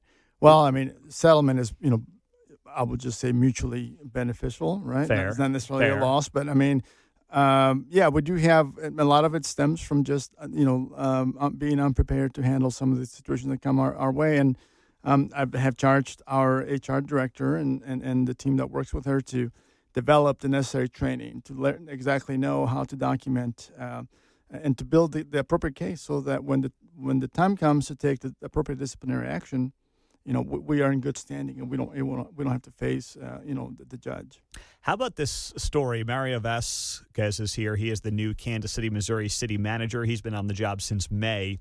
How about this story that got a lot of attention last week? The $100 million shortfall in the general fund. The mayor came on with us last week and he said it's not that simple. But from your perspective as the city manager, what do you make of it, and what can you do about it? Right. Well, I think, you got to look at this from two perspectives, right? One is, we've got to sound the bell, right? We got to let people know that if we continue the way we're going, we're going to end up find ourselves with that kind of a deficit. So we sound the alarm now, and we let people know that hey, we got to adjust our spending. We got to figure out how to trim our expenses back so that we don't end up in a bad situation. This is not abnormal. Mm-hmm. Every year we find ourselves with projections that are saying, hey, our revenues aren't growing as fast, our expenditures are growing too fast. This is something, I'm an old person, I'm 54, I don't look 54, but I will say, in the 90s when I came to the city, Mark Funkhauser, city auditor at the time, always said, we have a structural imbalance in the budget, meaning our revenues are growing faster than our expenses are growing faster than our revenues. That hasn't changed. Yeah. And so we've been surviving all this along. So this isn't a big surprise, but at the same time, it's like if we don't do something, we got to find ourselves in the kind of trouble we don't want to be in. Was the COVID money kind of a temporary lifeline to delay the inevitable? Actually, I would say coming out of COVID, the economic recovery through COVID was actually surprisingly more robust than we ever anticipated, right? So take out all the COVID money, the rates of growth and all the other revenues that make up the city's budget, right? Be it property tax, be it sales tax, be it earnings tax. All those things were growing at a faster rate than we had experienced previously. Well, we are now getting to a point where the revenue growth is normalizing. In other words, whereas we might have been growing at 3%, or 3.5% a year, now we're back to our customary 1.5% to 2%, and that is part of the reason why we're beginning to say, well, we got to adjust our spending because this 3% growth, continuous growth, is not going to be something that we're going to see, for the long term. Mario Vasquez is here. He is the Kansas City, Missouri city manager on KCMO Talk Radio 95.7 FM. When you look at law enforcement, I know that you don't oversee the police department because of the setup with the Board of Police Commissioners, but how do you factor the planning around budgets and things like that and what you are involved with the police department into your line of thinking and your day-to-day? Well, first of all, when it comes to law enforcement and public safety in general, my perspective is that it's more than just policing, right? We have to address, mental health, drug addiction, all these other things that are sort of adjacent to law enforcement and not necessarily, they don't really need a cop, but they need somebody to take care of them. But with respect to police itself, I do know that we have been, I'm not going to say we're underfunded, but we're definitely understaffed. Okay. We have a community that is geographically large. We're dispersed. Actually, I was in Columbus, Ohio. If you've never been to Columbus, Ohio, I would go take a peek. And I compared the population density of Columbus, Ohio, to the population density of Kansas City. Theirs was like 3,000 per square mile. Ours is like half of that. And you can tell the difference, right? The streets are cleaned, everything. It just seemed like they had enough resources to take care of what they need, what they have. We're just not in that place. So because of we are so dispersed that we don't have the resources that we need to have in order to take care of our square mileage, and that also includes our police services. We're understaffed. It's important to bring more officers on board, but we can't do it at the expense of everything else that we do. And I guess the frustration that I have is the fact that the police department, I don't have the ability to demand accountability out of the police department. I can't tell the chief, I don't really think we need to have SWAT team. I don't think we need to have a helicopter unit anymore because we got drones flying all over the place that are far more effective than anything that we got. That's not my call. That's the chief's call. That's the board's call. I just get to say, well, okay, police, you want 21% of over and above what you had last year. I need to figure out how to make it work, and I need to demand, maybe some efficiency out of them, knowing that I just don't have the authority to force them into it. Mario Vasquez is here. All right, so, I saw that number, and that was, listen, you're not going to find a bigger supporter of the police on the radio, at least, than myself in this show, but that did look like a very large increase. Yeah. What is that for exactly? Well, there are some things that are, absolutely necessary. And for example, and this is going to sound really trivial, but every year everybody gets paid every 2 weeks. There's 26 pay periods in a year. Mm-hmm. Some years we have 27 pay periods. just because of how the calendar rolls. Well, next year happens to be one of those years with the police department. That's $7 million for that extra one-pay period that needs to be accounted for in one fiscal year. Unavoidable, needs to be done. Another thing that is sort of unavoidable deals with some judgments that have been rendered against the police, not necessarily for things that are happening today, but for things that happened a long time ago. Structured settlements that we need to pay for. I can't remember the exact amount. I think it's in roughly $10 million that we're accounting for next year. Again, unavoidable, mandated by court. We got to take care of that. So there's some things that are like that that are coming up. We also want to grow the force, and believe me, I think we're at 1258. We're projecting to maybe increase 50 officers next year. I think that's a must. I think that's something that we need to do. At the same time, are we going to hire 50 officers day one? Probably not. It's probably going to take us 6 months, 9 months to onboard everybody. So do we need to have a budget for 50 officers day one? Probably not. We need to have, we just need to time our allocation to when those officers come on board. Notwithstanding, we are committing to expanding that force. So there's some things that like that are causing the police budget to increase. And candidly, I'll tell you, and I'm a little frustrated with the chief because this isn't a surprise to her. She was made aware. She presented a preliminary budget to me maybe about 3 weeks ago. It had some increases that amounted to around 20%. And I told her at the time, like, look, this is our situation. This is where we are. We need to cut back a little bit. Disappointed that she came back to the board with a 22% increase, even though I told her that we probably, the 20% was not acceptable. In fact, I find it a little insulting, but it is what it is. I mean, her staff tells me that they know what it takes to run a police department, and I have nobody. I have no ability to even look into that.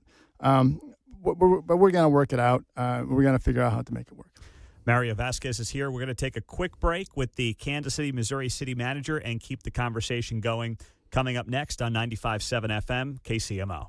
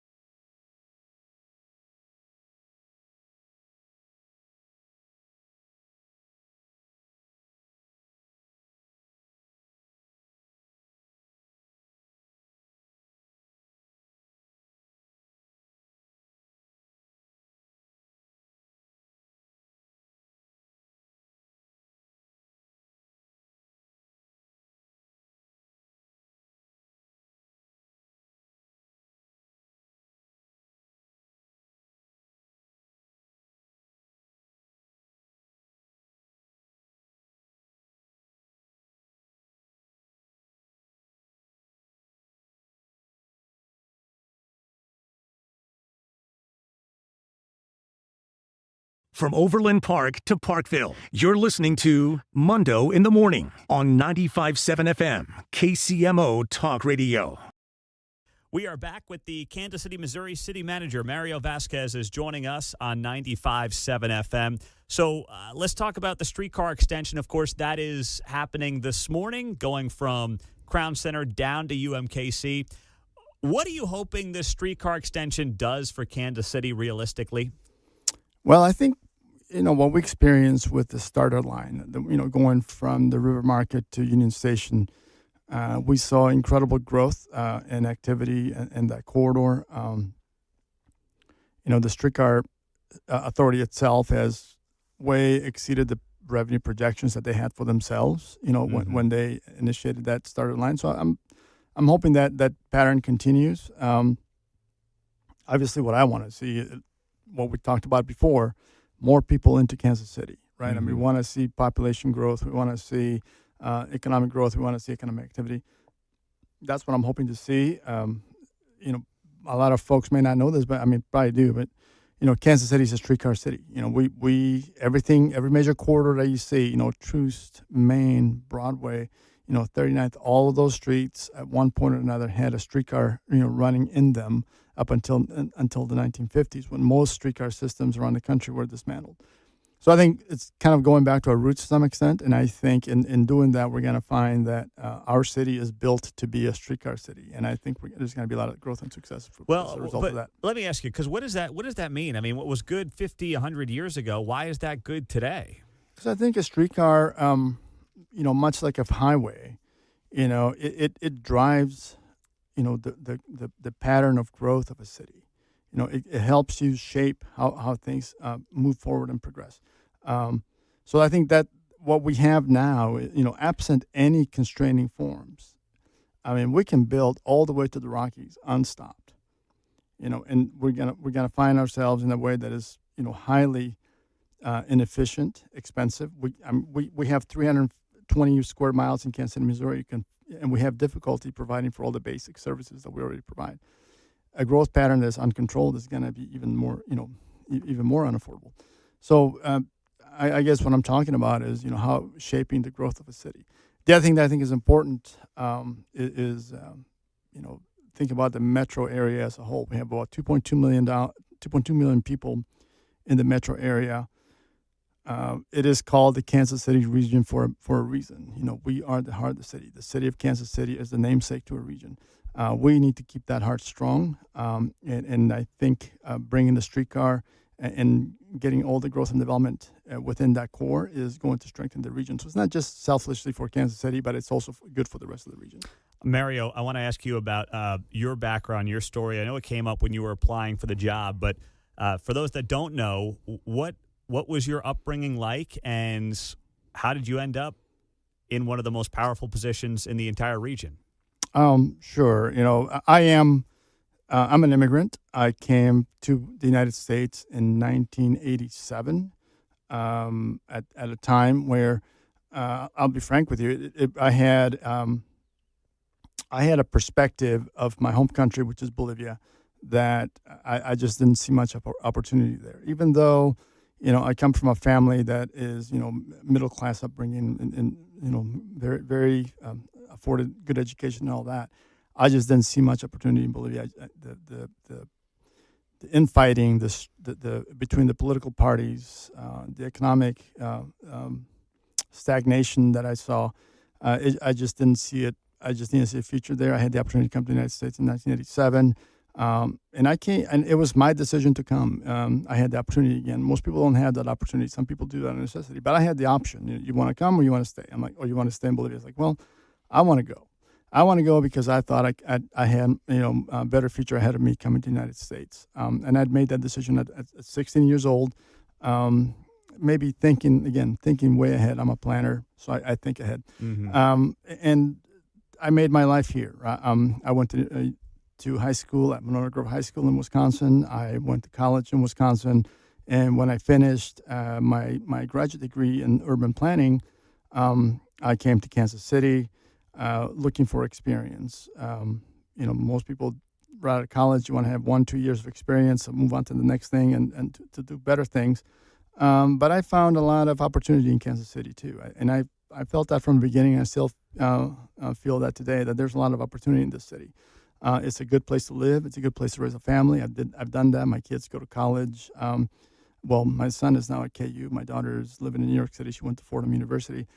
Kansas City afforded me the ability to do all those things. Did you ever think you'd stay here for 30 years? I never did. But I do this often when I go to a public meeting, and I'll ask people, how many people started their jobs in Kansas City, came to Kansas City thinking you'd be here for a couple of years, and usually about 30%, 40% of people raise their hands, and then they tell me they've been here for 20 plus years. Again, it's a great place to live. Even my kids going away or other people's kids going away, I know that a great majority of them are going to come back because it's a very good place to raise a family. What's the biggest change when you think about all the changes you've seen over your time? What's the biggest change you think about for Kansas City? Downtown Kansas City and the Renaissance in downtown is just unbelievable. I think, obviously, very thankful to Kay Barnes for the vision for strengthening that the heart of the city. It was not easy. It was challenging, but I remember in 1997 when my wife and I came to visit. We stayed at the Phillips Hotel, and she literally asked me, I can't believe you bring me to this place, because downtown was just terrible. I mean, you could throw a bowling ball and not hit anything for miles. So today, it's completely different. It's completely changed. It's great for our city. It's the kind of thing that's put us on not only the nationwide map and the world map. So that's probably the biggest change. Can you keep the sports teams? Last thing. Oh, of course. Of course you can keep sports. I mean, I'll tell, for the Chiefs, I can't imagine them being able to recreate anything like they have at Arrowhead. I've said this before, and I'll say it again. If you care about winning, you stay at Arrowhead, because Arrowhead means at least 2 wins per season in terms of home field advantage.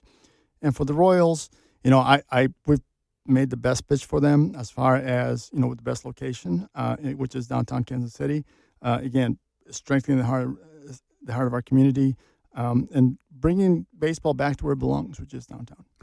Mario Vasquez, he is the new city manager, 5.5 months into the job now as the city manager in Kansas City, Missouri, our feature Friday guest. Mario, thank you for being here on KCMO. We appreciate it. Thank you for having me. There you have it. We appreciate his time. We will get to our caller of the day. Had a field day with the streetcar that's opening up today. Extension is next.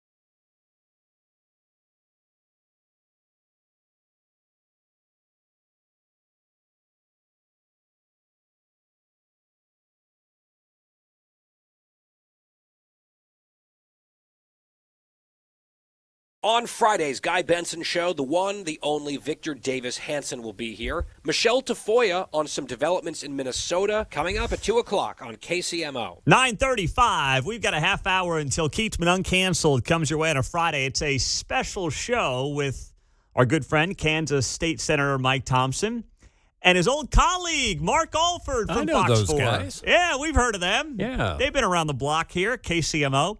They are co-hosting an hour together in place of Keatsman Uncanceled. So that is coming up at 10 on KCMO.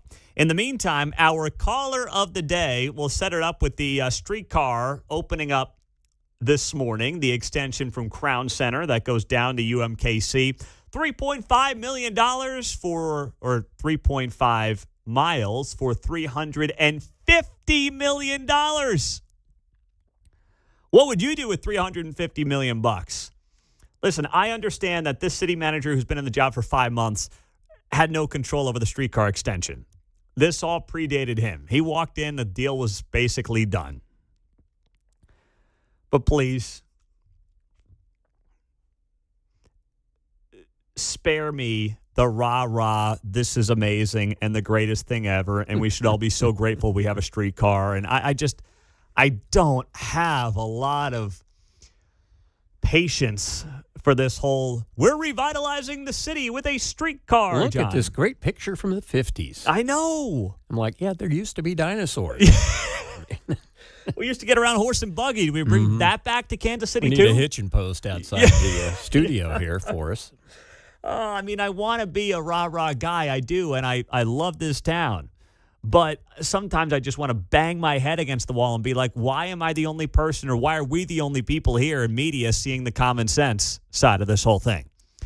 And that's why, and I see some of the packages that were done by local TV yesterday in the wake of the big streetcar opening this morning. I'm like, is your job to do journalism, or is your job to be a propagandist for City Hall? Because that's all this stuff is from 41. Over the last couple of days, George Delara has spent hours of his day at this intersection. A lighthouse. That one boat that needs us, we're going to be here. This is where 9-year-old Hazen Workman Duffy lost her life. The reminders of that tragedy lie in this memorial. Cannot happen again. Oh, yeah. People don't pay attention. See, if we're not here, he wouldn't have stopped. When I heard about what happened, it took. Sorry, that was the wrong one. That's our clip on the crosswalks, isn't it? Yeah, hold on. I got the wrong. See, when you got as many clips as I do. Hold on. That's Here crazy. we go. Yeah, streetcar, Fox 4. The walking of the people, the bus stops and everything. I just think it's going to be a great thing for Kansas City. I'm just going to try and take advantage of it. Yesterday, we asked the Streetcar Authority what they'd say to business owners who had challenges during the construction. And we truly are appreciative of all the businesses and residents that stuck through us for 3.5 years. And they're here and they're ready to celebrate with us. So if you go on our website, you'll see a listing of what all these businesses are going to be doing to celebrate. What the businesses are going to be doing to celebrate. Really? If they're celebrating anything, they're celebrating that you guys are the heck out of the way. That's what they're celebrating. Touche. They're done with the construction. That's what they're celebrating. Pardon our dust. Yeah. Oh, my goodness. I'm just saying there's two sides to every story. And there's a huge side of the story when you talk about $350 million being spent on this streetcar extension. A lot of it's federal money. Not local money. A lot of it's federal money. But still, what would you do if Kansas City said, we'll give you $350 million? How would you try to improve this town today? Nobody in their right mind would think that the best expenditure of $350 million would be a streetcar extension for 3 miles going from UMKC to Crown Center. Nobody. And this conversation led to our caller of the day. Hello? It's the Mundo in the Morning Caller of the Day on 95.7 FM KCMO Talk Radio. Mike in Kansas City. What's up, Mike? Yeah, from the beginning, even when they had the first part of it, this has bothered the heck out of me. we have a lot of working poor, working lower middle class people. They live in Ruskin, they live in Sheffield, they live in East Kansas City, some in wherever Northeast, and they can't get transportation. The bus service is irregular. There's not enough buses, and we spend $300 million on a toy train, basically an elitist, capricious product. It just bucks the heck out of me because this is an elitist play. That's all it is. The real working people, the people who need transportation in this city, are not getting it. And, nobody cares, because Kansas City Star, the latte drinking people from the Kansas City Star, they're totally detached from what, working poor or local working middle class people have. There you go, Mike in Kansas City, our caller of the day on KCMO. He's right. And the streetcar got us free buses. The streetcar was free. It was a terrible look for the city to have this toy train for out-of-towners to ride that didn't cost anything while you had working poor folks on a bus costing a couple of bucks, and that was a bad look. They then make the buses free, which was also a mistake because now you got the homeless hanging out on the buses, and now they got to reinstitute fares because the whole thing has collapsed in front of them.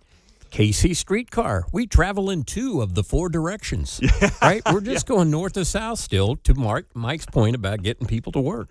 It doesn't get people around in a modern 21st century way, and that was true 20 years ago. Independence, that's where Carl is. What's up, my man? Hey, I think it's going to be interesting to watch, with the homeless riding all the streetcars and all, to watch the crime rate, petty crime rate along the new extension. I have a feeling that they've just extended the territories of the local criminals. I can't tell you that's not going to happen, sad to say. I think it's something to watch. Yeah, I think it is as well.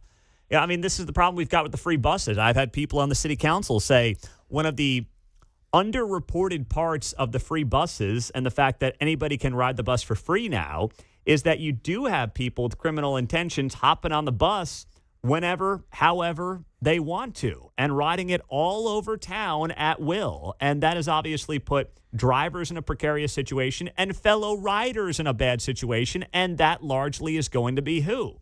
Poor to working poor folks trying to get around town, John.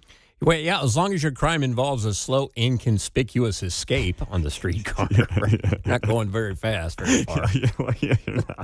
They'll never find me here. No. You can get to where you want to go if you're a criminal on the streetcar, but you're not going to flee the crime on the streetcar. Correct. All right? But if you want to take your time and think about your plan, the streetcar is a great way to get there and do it. Just don't think of the streetcar as your escape route. That's what I'll say about that. Oh, my goodness. 913-408-7957. The President of the United States, speaking of inner cities and trying to help out where he can, the President obviously is set on using the National Guard to clean up some of the high crime areas in American cities. Supreme Court said he's good to go on that front. Obviously, he has long-eyed Chicago. And if you missed it, the President of the United States yesterday had this to say about his good friends in the Windy City. IQ, very low IQ. And we don't need low IQ people. We need people that are going to take care. And I love Chicago, and I love those beautiful women, black women, beautiful women wearing MAGA hats. And they're all over the place in Chicago. They want protection. They don't care if it's the National Guard, if it's the Army, Navy, Coast Guard, Marines. They'll take Space Force, okay? Space Force, send them in. They just don't want to be mugged, killed, raped, shot in the head, and we stop it. So we're going to be given a very special, we're going to give Chicago very special care. As only Trump can say it, right? The most Trumpian line of the week right there. I love the black women in the MAGA hats. I want to help them and save them from being shot in the head. Okay. Whoa. All right. Well, jeez. Okay, thank you very much, Mr. President. Tell me how you really feel, sir. There you go. The Trumpiest Trump line of the week on KCMO Talk Radio. In a nutshell. 40 seconds right there. Oh, we have Mark Alford and Mike Thompson. They will be filling in for Kevin Keatsman, uncanceled. Sometimes you just can't make this stuff up. No matter how hard you try, you really can't. I mean, whoo, baby. No one's got anything good for me over there. No one wants to get in trouble before the end of the week. I had something that would get us in trouble, but sure. I'm thinking of the Rolling Stones song, Some Girls, and those of you that know the lyrics, sing along with me. Oh, my goodness. All right, we'll wrap it up here on KCMO Talk Radio. We got some lighter things to put a bow on the show with coming up next.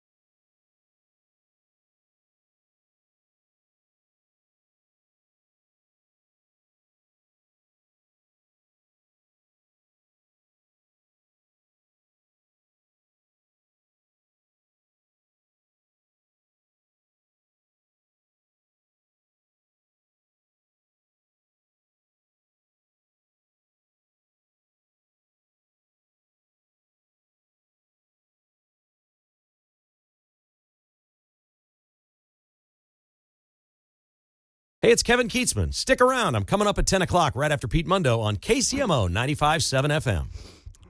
Anyone got a take on who Donald Trump is picking in the World Series after he's pissed off at Canada? Toronto, Ontario. Yeah, that'll go well, won't it? Yeah, something tells me. I mean, but this is a worst case scenario for Trump. He's got to pick between Canada and California. It's an American sport. We're cheering for the Dodgers. Yeah, but is he? Is he cheering for L.A. and Gavin Newsom and Karen cheer Bass? for the Dodgers. We're American No, he'll first. separate the team, right? Yeah. He separates the team from the politics, I think. I don't know. That's why I'm saying he's just going to go ahead and invite the Dodgers to the White House after tonight. Anyway. America first, Pete. I don't know. I could see him be like, they're both foreign countries. Screw them both. That's true. California shouldn't even be a state. Take away the electoral votes. We're done with them. Let them join Canada for all I care. The Dodgers' best player is Japanese. Yeah, there you go. Oh, jeez.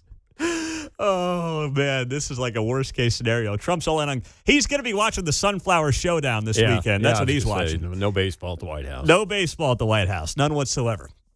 All right. Keep an eye on this as we wrap up the week. China and Russia are sending hot women to seduce U.S. tech executives, stealing secrets as well, according to a new report. Industry insiders telling the Times of London that they have been approached by would-be honeypots. China and Russia have deployed attractive women to the United States to seduce unwitting Silicon Valley tech executives as part of a sex warfare operation aimed at stealing American technology secrets, according to a new report. Anyone alive from the Greatest Generation who fought in World War II and was like, boy, I wish warfare was done like this back in my heyday. Jeez.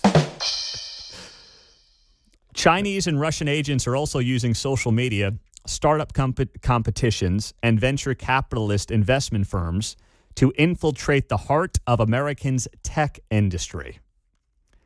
Wow. James Mulvinon, Chief Intelligence Officer at a firm in Silicon Valley, Premier Consulting, told the London Times, I'm getting an enormous number of very sophisticated LinkedIn requests from the same type of attractive young Chinese women. It really seems to have ramped up recently. According to a former counterintelligence official, the woman in question, writes the New York Post, attended a modeling academy when she was in her 20s. She then enrolled in a Russian soft power school before she fell off the radar for a decade, only to reemerge in the U.S. as an expert in cryptocurrency.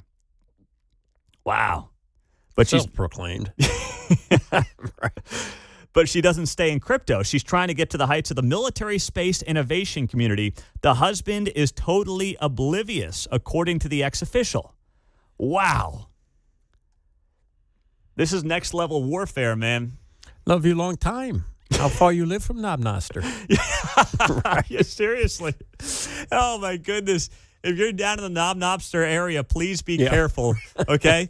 If there's an infiltration of Russian and Chinese women to Knob Noster, we want to be the first ones to know about it here on KCMO. All right? We are here to report this and beat the storyline as best we Here's can. news, Junior. If you haven't scored in the last 45 years, you aren't suddenly hot, brother. Oh, that is so true. That is so true. But look at Belichick. I mean, certain guys, they just can't see the forest for the trees, can they? Memo to Kate, by the way. We don't have this problem in radio. No one's trying to steal my secrets. I promise you that, okay? No one's trying. Well, maybe someone's trying to steal Mark's gambling secrets. I don't know. I just know this. I get random bot DMs on X, and it's so obvious what it is. I mean, it's not anyone trying to steal my secrets. I don't have any. It's more just these bots on social media that drop into your DMs and probably try to steal your identity. I imagine that's what it's about. But in Silicon Valley, these women are actually trying to get with these guys to steal secrets on behalf of Russia and China. And in some cases, according to the report, they're even marrying these guys, and there's even a couple of reports of them having children. So they're taking this thing far. Leonard and Sheldon get lucky. Yeah. Jeez. Oh, and with that, we'll put a bow on the show here on KCMO. Be careful out there in Knob Noster, all right? Let us know what's going on. Keatsman Uncanceled is next. Kevin has the day off. And what do we have in for him? It's going to be a great show. Mark Alford and Mike Thompson. Old colleagues there at Fox 4 here in Kansas City, now doing the work of the people on the Kansas and the Missouri side of the state line. They're coming up on a rainy Friday across Kansas City next on 95.7 FM KCMO and streaming, as always, on the KCMO Talk Radio app.